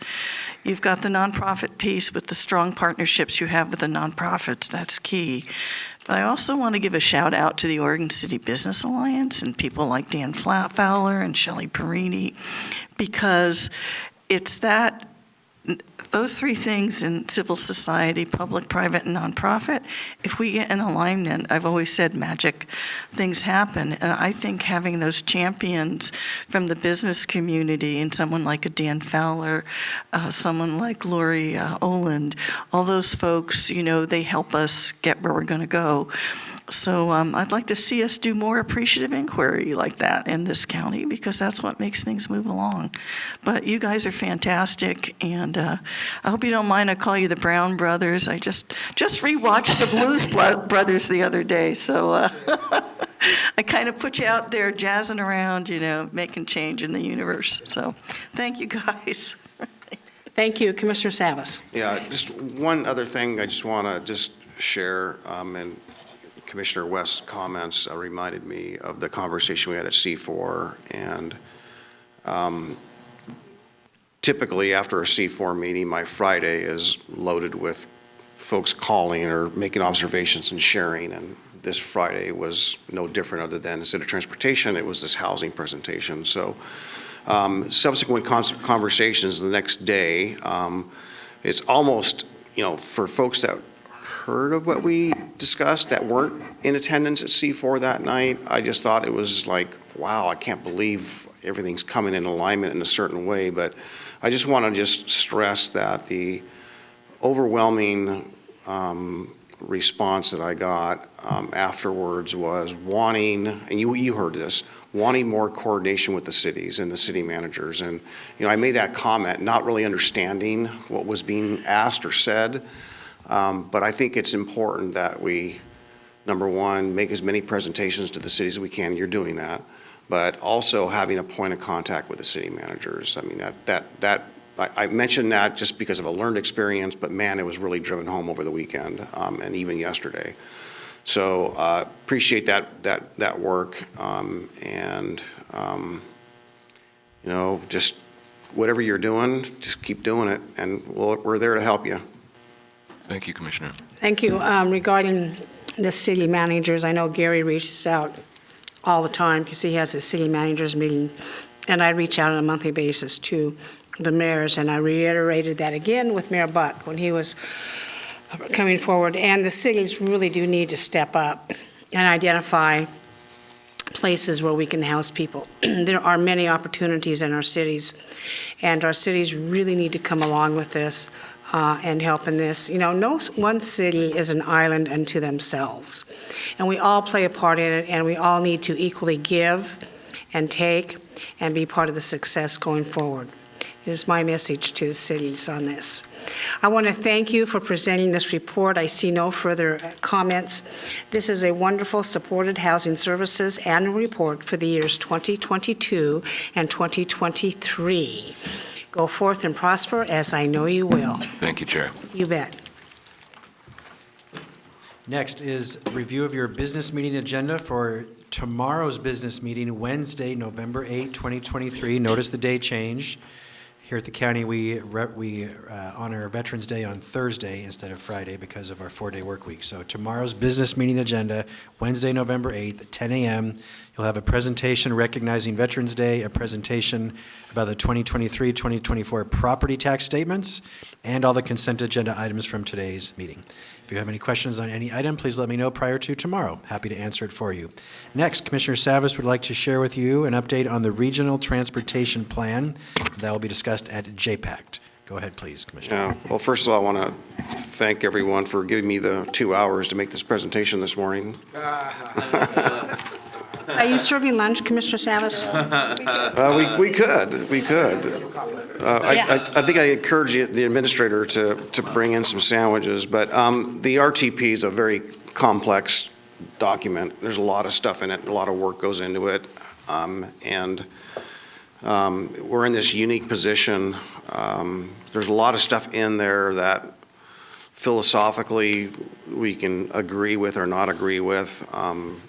Historically, it's a 5-year required plan that provides continuous funding for federal funding. If we don't approve it, JPAC, Metro, the region doesn't approve it, it jeopardizes that federal funding. And, I appreciate Commissioner Scholl and Commissioner Smith. On Thursday, we were at the Housing Summit. We had a conversation kind of related to this in a way, but talking about the regional impacts. And if we could, and I tried, I really made a concerted effort, as I often do, to make sure that we include language in some of these transportation documents that goes along the lines of this, to help ensure, and like a vision statement or a mission statement, help ensure that we have a regionally balanced transportation system. And the point of that is to, number one, recognize that we don't currently, and there's like a big, huge chasm between the haves and the have-nots, and Clackamas County is part of the have-nots when it comes to transportation investment. And these dollars don't always come our way in a proportionate share. So I always say it's been disproportionate, and it's a concern I have. So I lobbied hard to have this in the first few meetings earlier this year, to have that language inserted. It's not in there. So I have a little bit of angst that it's not there, but again, there's a lot of stuff in here.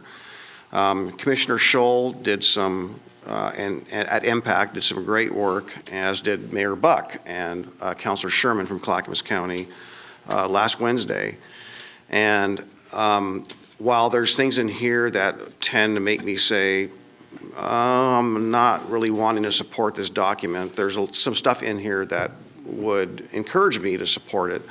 So I just want to give you the opportunity, my colleagues here, the opportunity to chime in, to either give me the latitude to continue to support the amendments that Commissioner Scholl, Mayor Buck, and Councilor Sherman worked on, which in a way puts ODOT in a position to come back to the region for permissions, if you will, because they have not really produced the data, the information set forth. And right now, absent this amendment, and this might be a tight vote come next Thursday, not this week, but next Thursday.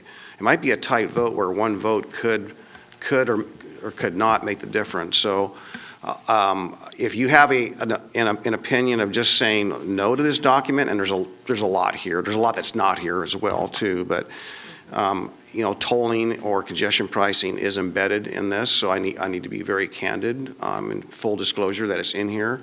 But the same token is the mechanism to hold ODOT and the region responsible by the support or not. How this is put on the agenda for JPAC is unknown at this time. I don't exactly know. If it goes with to match the impact recommendation, then a yes vote on the RTP as it was proposed would keep ODOT, so to speak, responsible, hold them responsible to come back for future amendments and approvals as this tolling program rolls out.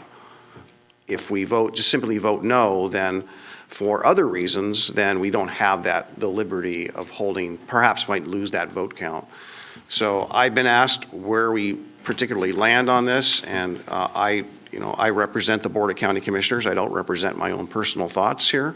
But if you are willing to give me that latitude for the strategic element and then some, great. If we're just a flat out, no, we don't like this. And again, I want to just state that this is a planning document. This is not any document that says X will happen, whatnot. I won't say it's pie in the sky, but it is planning. There's a lot of projects that are part of the RTP that may never see funding in our lifetime. So it is high level, but it does have a lot of technical aspects to it. So Chair, I just want to turn it over for any questions or comments that you all have for me, or opinions on whether or not to support because we're not going to be here next week. This is our one and only opportunity. Thank you for your presentation. Thank you both Commissioner Scholl and Commissioner Savas for your work on this documentation. I had a lot of angst with it, of course, and I talked to staff yesterday about it. And I understand Mayor Buck provided some language that could be, let's say, livable with us going forward. And Commissioner Savas, on page 1, you have recommended, and Commissioner Scholl as well, number 3 on this. I am okay with that. I have questions, though. What is congestion pricing? ODOT has not even been able to identify that or give it a definition on that. We hear tolling, we hear congestion pricing, we hear all kinds of I'll say schemes to fund transportation, but we don't know what they're doing. They don't know what they're doing, really. So it's very hard for me to go forward with something. I am not opposed to supporting number 3 on this, if that's the will of the board. I do appreciate the time and energy that it takes to do this, and I equally put time and energy into topics because we all don't have time to do every topic here. I really like that. Next Thursday, you say this is due, and will you be at that meeting next Thursday? Because we are at the conference next week. Yep, it'll be a Zoom meeting. All JPAC meetings are by Zoom. Oh, okay. So I'll be And attending Commissioner Scholl, remotely. is that your intent too, to be at the Zoom meeting next Thursday or Yes. in person? Well, I'm going to be in Salem, Oh, you mean in Eugene? Eugene. Yeah, because we're all going to be in Eugene. I was just wondering how that was going to roll out. Well, I can always stay back if I need to. Well, no, you don't have to. If Zoom is acceptable, Yeah, Commissioner Scholl is on the MPAC. They're not meeting. It's a JPAC, which I'm on that board. So I was not at the meeting which Mr. Scholl and others were at MPAC in kind. But anyone can attend the meeting virtually in the audience. So that'll be the level. Commissioner Scholl will not have a vote. There's one vote for Clackamas County and one vote for the Clackamas County cities. So I guess what this document does, they want permission to go ahead and plan and do some engineering. Is that correct? But no funding has been identified. Is that right? That's my understanding, yes. Yeah. And I'm happy to get to your question about what congestion pricing is for just as we know what it is today. First of all, it was touted as something that, has been done and proven. And we've learned that it hasn't been done and proven in the United States. And every area is unique. And essentially, it will be a pricing mechanism, which the price will vary to discourage people from actually getting on the freeway at certain times or, in congestion, during the highest point of congestion, peak hour, it'll encourage people to divert off the road. Well, that's the problem we're experiencing today for reasons of the bottleneck. So that just puts more stress on our local roads, safety and all those other issues. So obviously it'll have a tremendous financial impact to families and households and businesses. I'm concerned about that. It's not proven. I'm concerned about that. This thing is turning out to be a monster as far as expenditures, as far as operating cost, administrative costs, at least 40%, meaning for every dollar collected, 40 cents will go towards admin and not towards capital. And there's no guarantee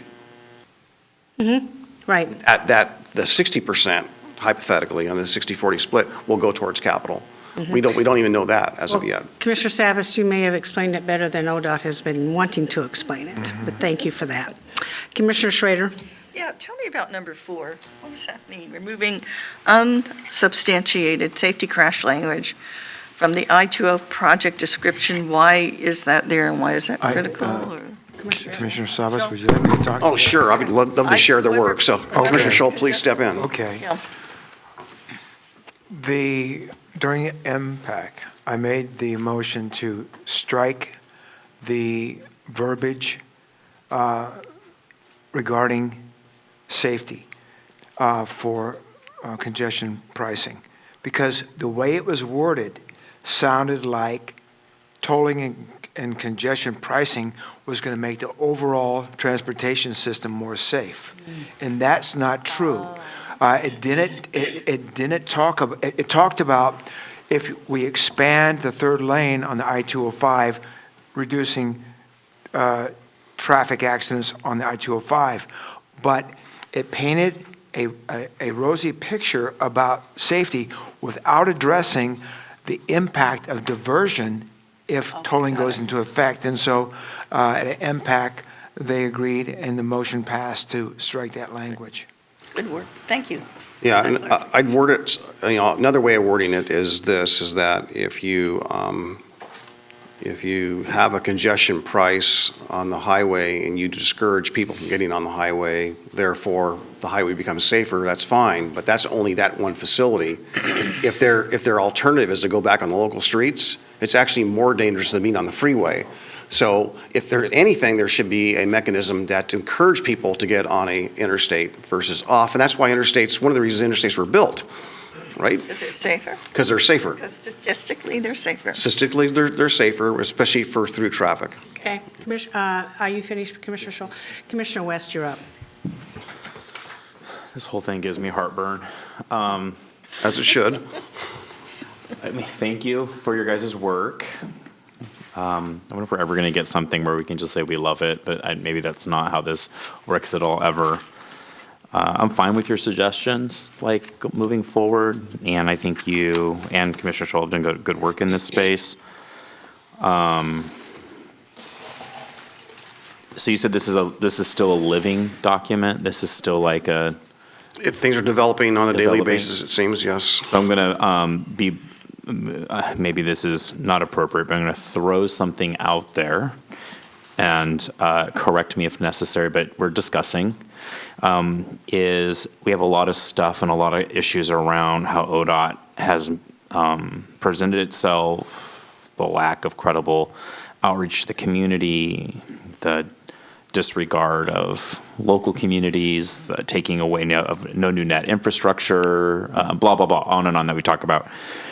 I think that it may be strategically or time that Clackamas County and our 16 cities, just for transparency's sake, because it means good government, maybe Metro would join us to help bring some transparency to this whole conversation, ask the legislature to audit ODOT. Is that something that could be included in this letter to say we need better transparency with your unaccountable billions? And if you're going to do something so drastic to our local communities, the voters and the public deserve to look under the hood and see what's going on here before we buy this. Yeah, well, this is probably not the venue for that, because I think I heard interest in doing that, and I think, and where I heard the interest in doing that is in the state legislature, because it's a state agency, so that's the appropriate place for that, and I'm encouraged that that's actually being talked about. Can I interject super quick?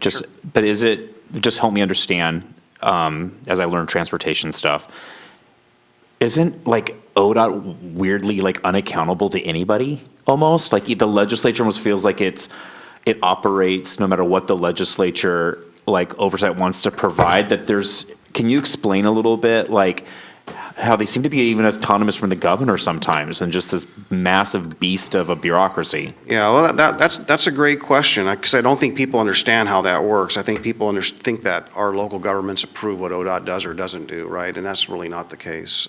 It is really the state that runs that, and the governor appoints the Oregon Transportation Commission members. There's 5 of them. Yep. They're appointed, just like the TriMet Board, they're appointed, and just like the Port of Portland, they're appointed by the governor.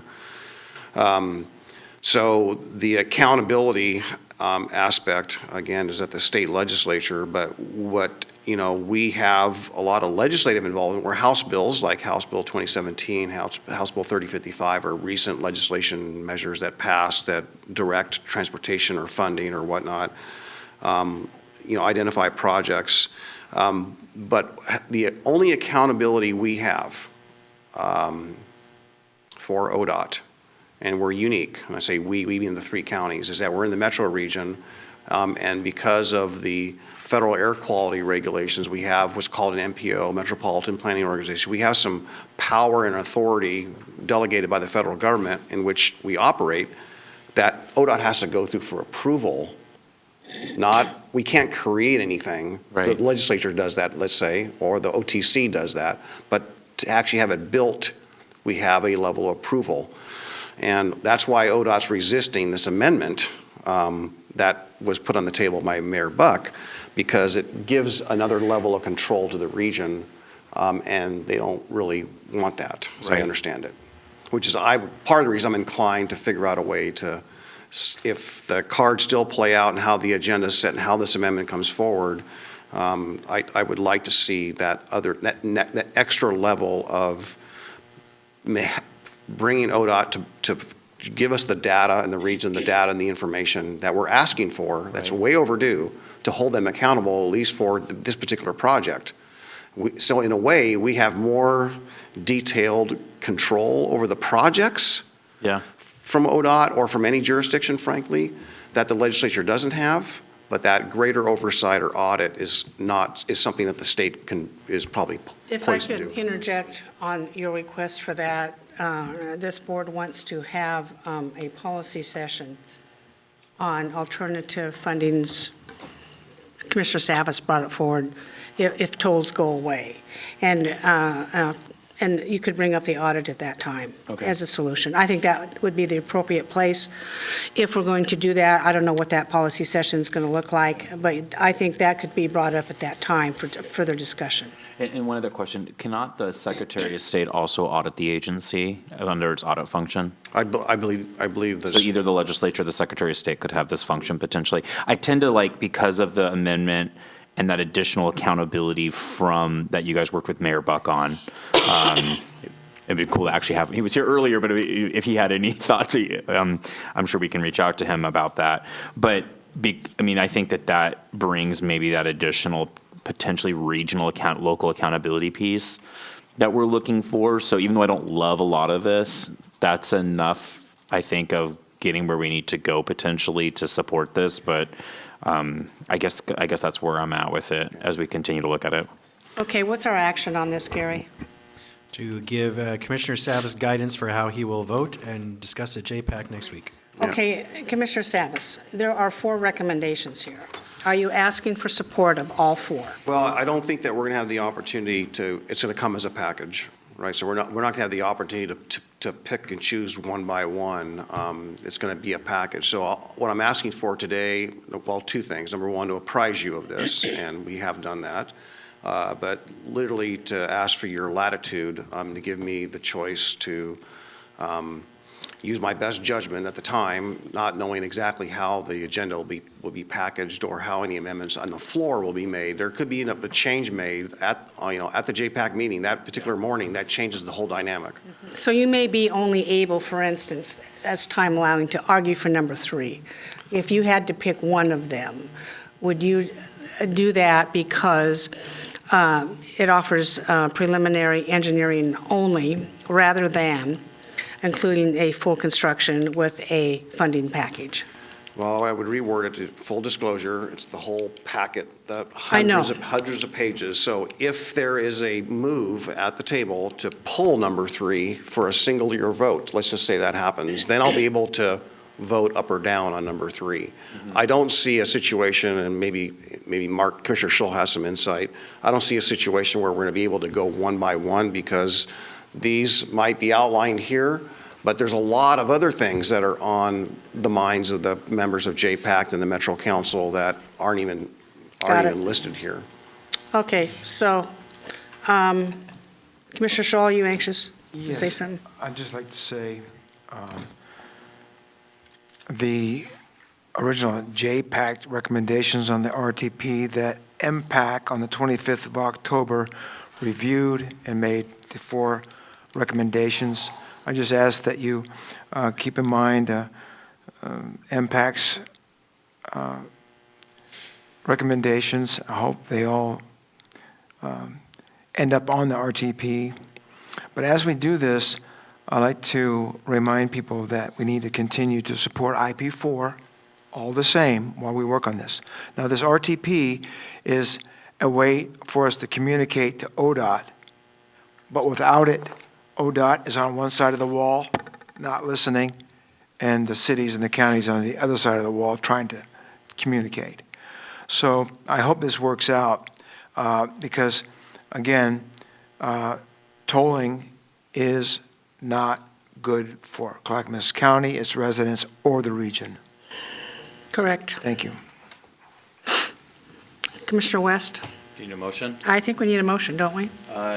Chair, I move that we delegate authority to Commissioner Savas to operate on the behalf of this commission to make the necessary votes in accordance with our values regarding tolling and the role of MPAC in the upcoming meeting. Second.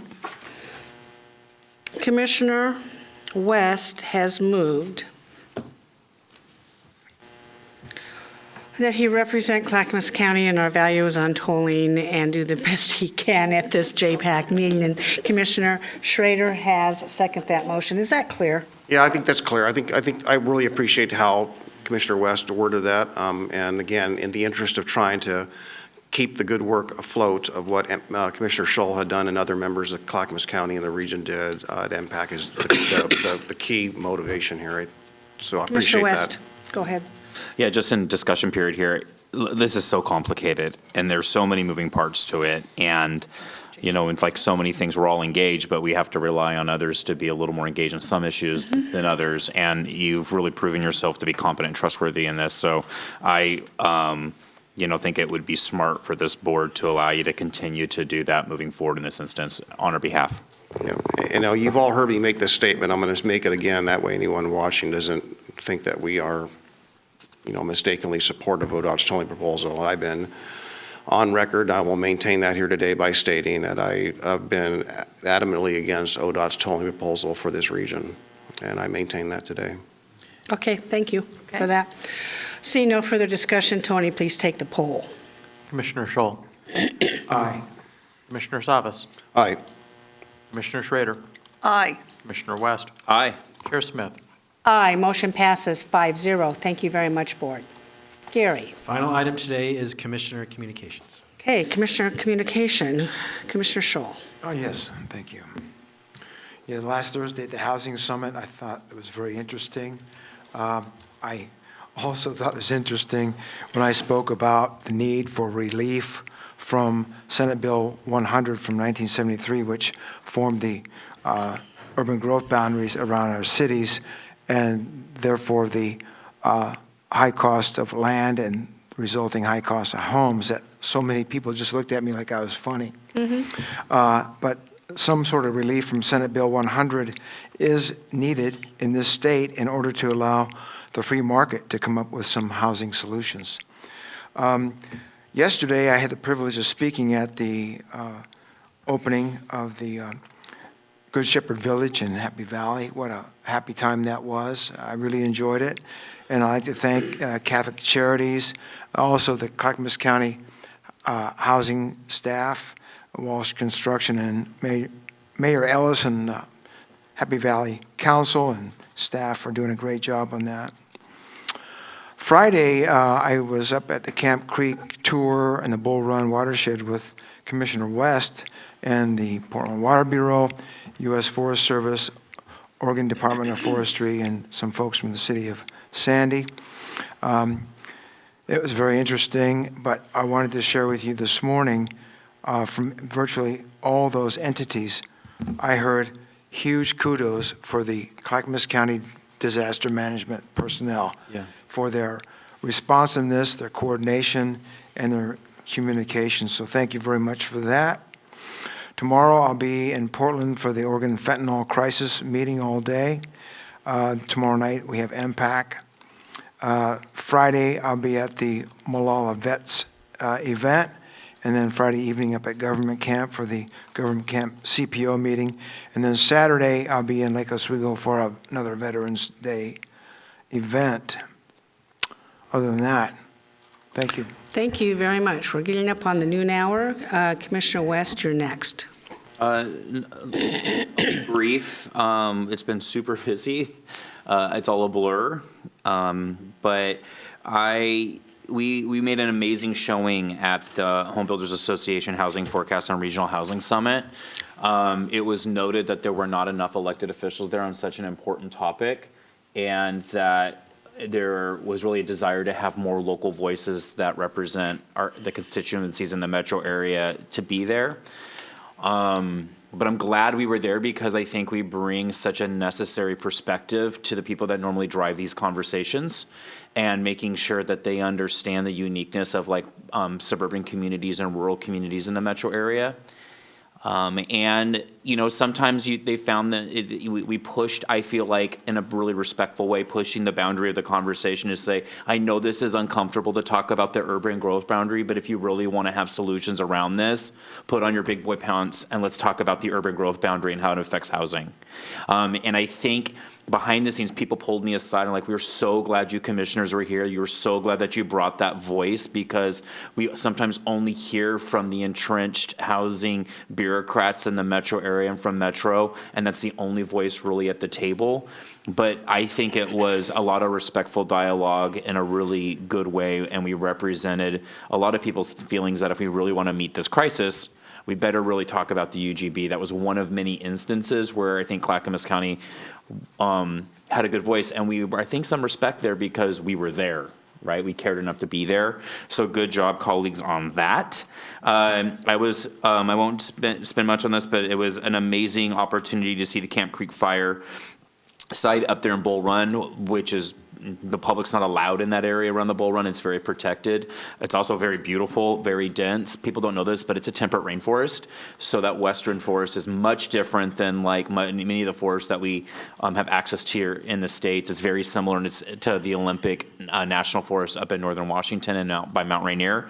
And so it has some unique challenges. And it was really educational to see how Clackamas Fire was there really quick on the scene initially, how a lot of things went our way so that we could get ahead of this fire, but a couple things don't go our way. I'm sure Mark Scholl will attest to, Commissioner Scholl, that it wasn't going to be is this good of an outcome. It was quite perilous it could have been. Where the lightning struck was right by the roadside, and so the immediate access to it, Clackamas Fire's response, and from the director down, they were wildly impressed with our staff's emergency preparedness and response, and they talked about how we learned so much from the 2020 fires and allowed us to be really responsive here. And then spent all day yesterday, and I won't get into this again, in Salem with a lot of meaningful, impactful meetings about Measure 110, addiction, homelessness, housing services, all of that thing with a bunch of legislators moving into the short session. So it's been busy, and then I won't be here. I guess we're here tomorrow. So we'll talk about Veterans Day maybe tomorrow. But yeah, we are here tomorrow. Thank you. That was my week. I don't know how brief that was, but I tried. Yeah. No. Commissioner Schrader. Yeah, I started the week meeting with Cindy Detchon, who is the North Clackamas School District Assistant Superintendent, talking to her about after-school programs, childcare, daycare, and what that nexus can be with our school systems across the county. And I followed that up with a meeting with Bridget Daisy, who is the Executive Director of our Clackamas Workforce Partnership. And they are partners on working on this initiative with us, realizing that unless folks have adequate childcare and before school, after school, preschool kinds of opportunities, it is a barrier for people to get back in the workforce. I then moved on to the Regional Housing Summit, which I thought was fantastic. I was on a different committee than the rest of you folks. It was basically how to reframe in a positive way why development and housing is important in our region.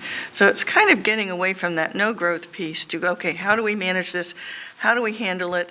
And what is the communication language that we need to be using to make that happen? So I had a little bit of a different experience than you did. We didn't get into the nitty-gritty of UGBs or anything of that sort, but it was mostly like, what is good about development? What is good about the housing?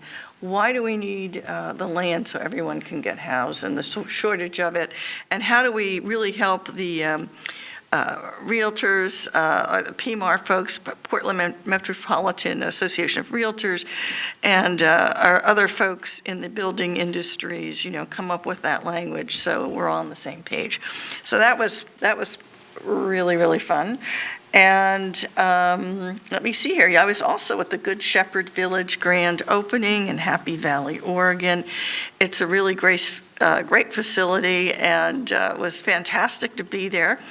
And I'm going to do a follow-up, I think, with my friends in Lake Oswego to see where there's some land, because I think there's more opportunities to be had with our various cities. That happens to be my home city, but I think at C4, maybe it's something you can bring up at some point of who's got the land, where is it, and how are we going to get that pipeline going between the people that can build it for affordable housing for all of our cities out there. So you've had conversations about that, I'm assuming, so far, but might be good to get more specific and just say, show me the land, because, the key to this is having land that you can build on. And at Good Shepherd, it was largely because they had an 11-acre land donation from someone who had been very involved with Catholic Charities, and had a nice conversation with the chair of Catholic Charities, and I'm looking forward to doing some follow-up with them.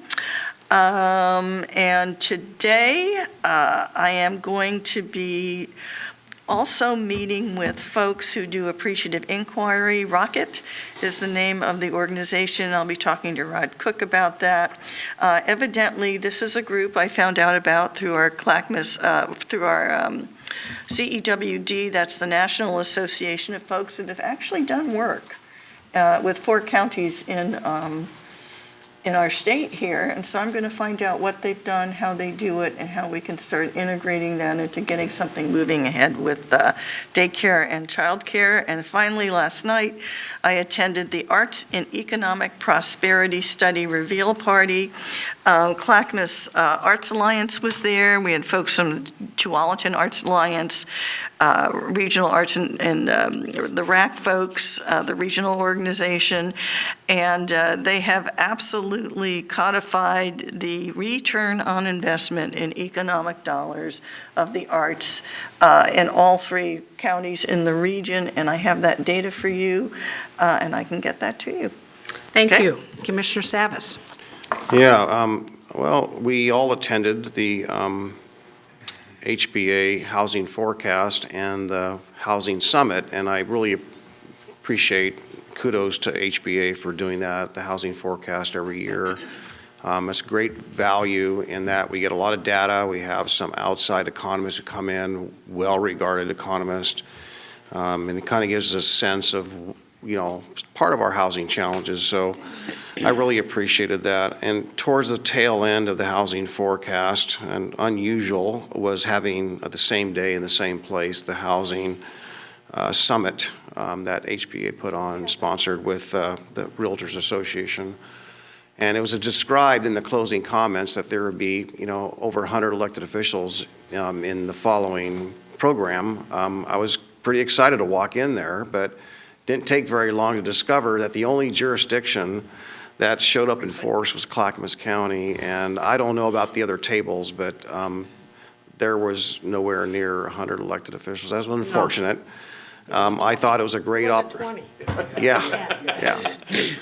We're the only jurisdiction to have every member of the commission there, or any measure of a council there. But I did appreciate the conversation, and I was, it was fascinating. But the way our table started and the way we ended up, I didn't think we would ever get there. But we had a lot of collaboration and agreement towards the end in our presentation, and where we are landed up with, and basically saying maybe we should reevaluate what we're doing, what's working, what's not working, and pause, time out. We need to change the paradigm here, and I think that was the theme that prevailed out of our group.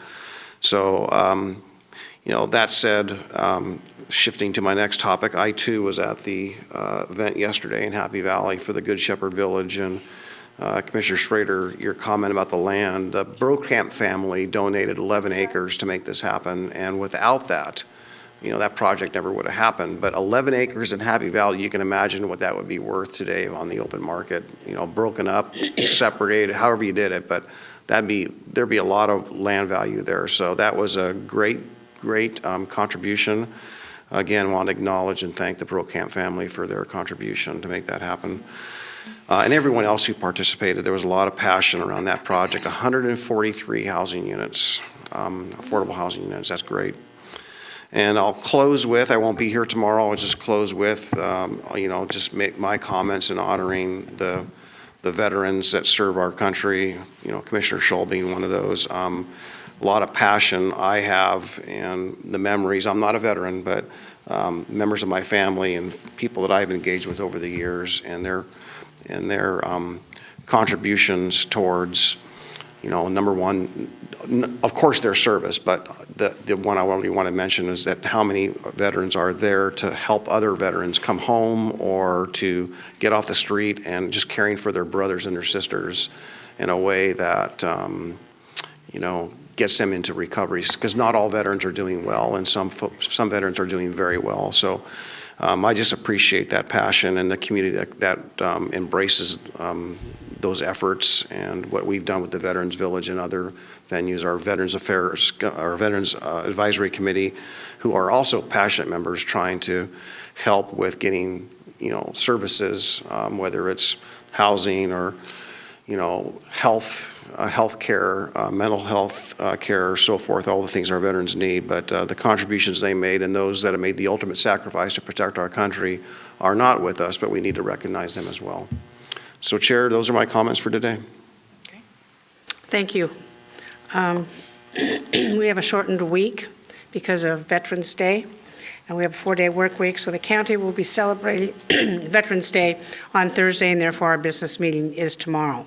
Thank you all for that. Now, regarding the Housing Summit that we've all been talking about, Commissioner Scholl, Savas, and I attended the breakout session on land use and zoning, and it was very obvious to us there why we have the high cost of housing. I made the comment under Senate Bill 100, passed in 1973, that it allowed for every single square inch of land in Oregon to be zoned for something.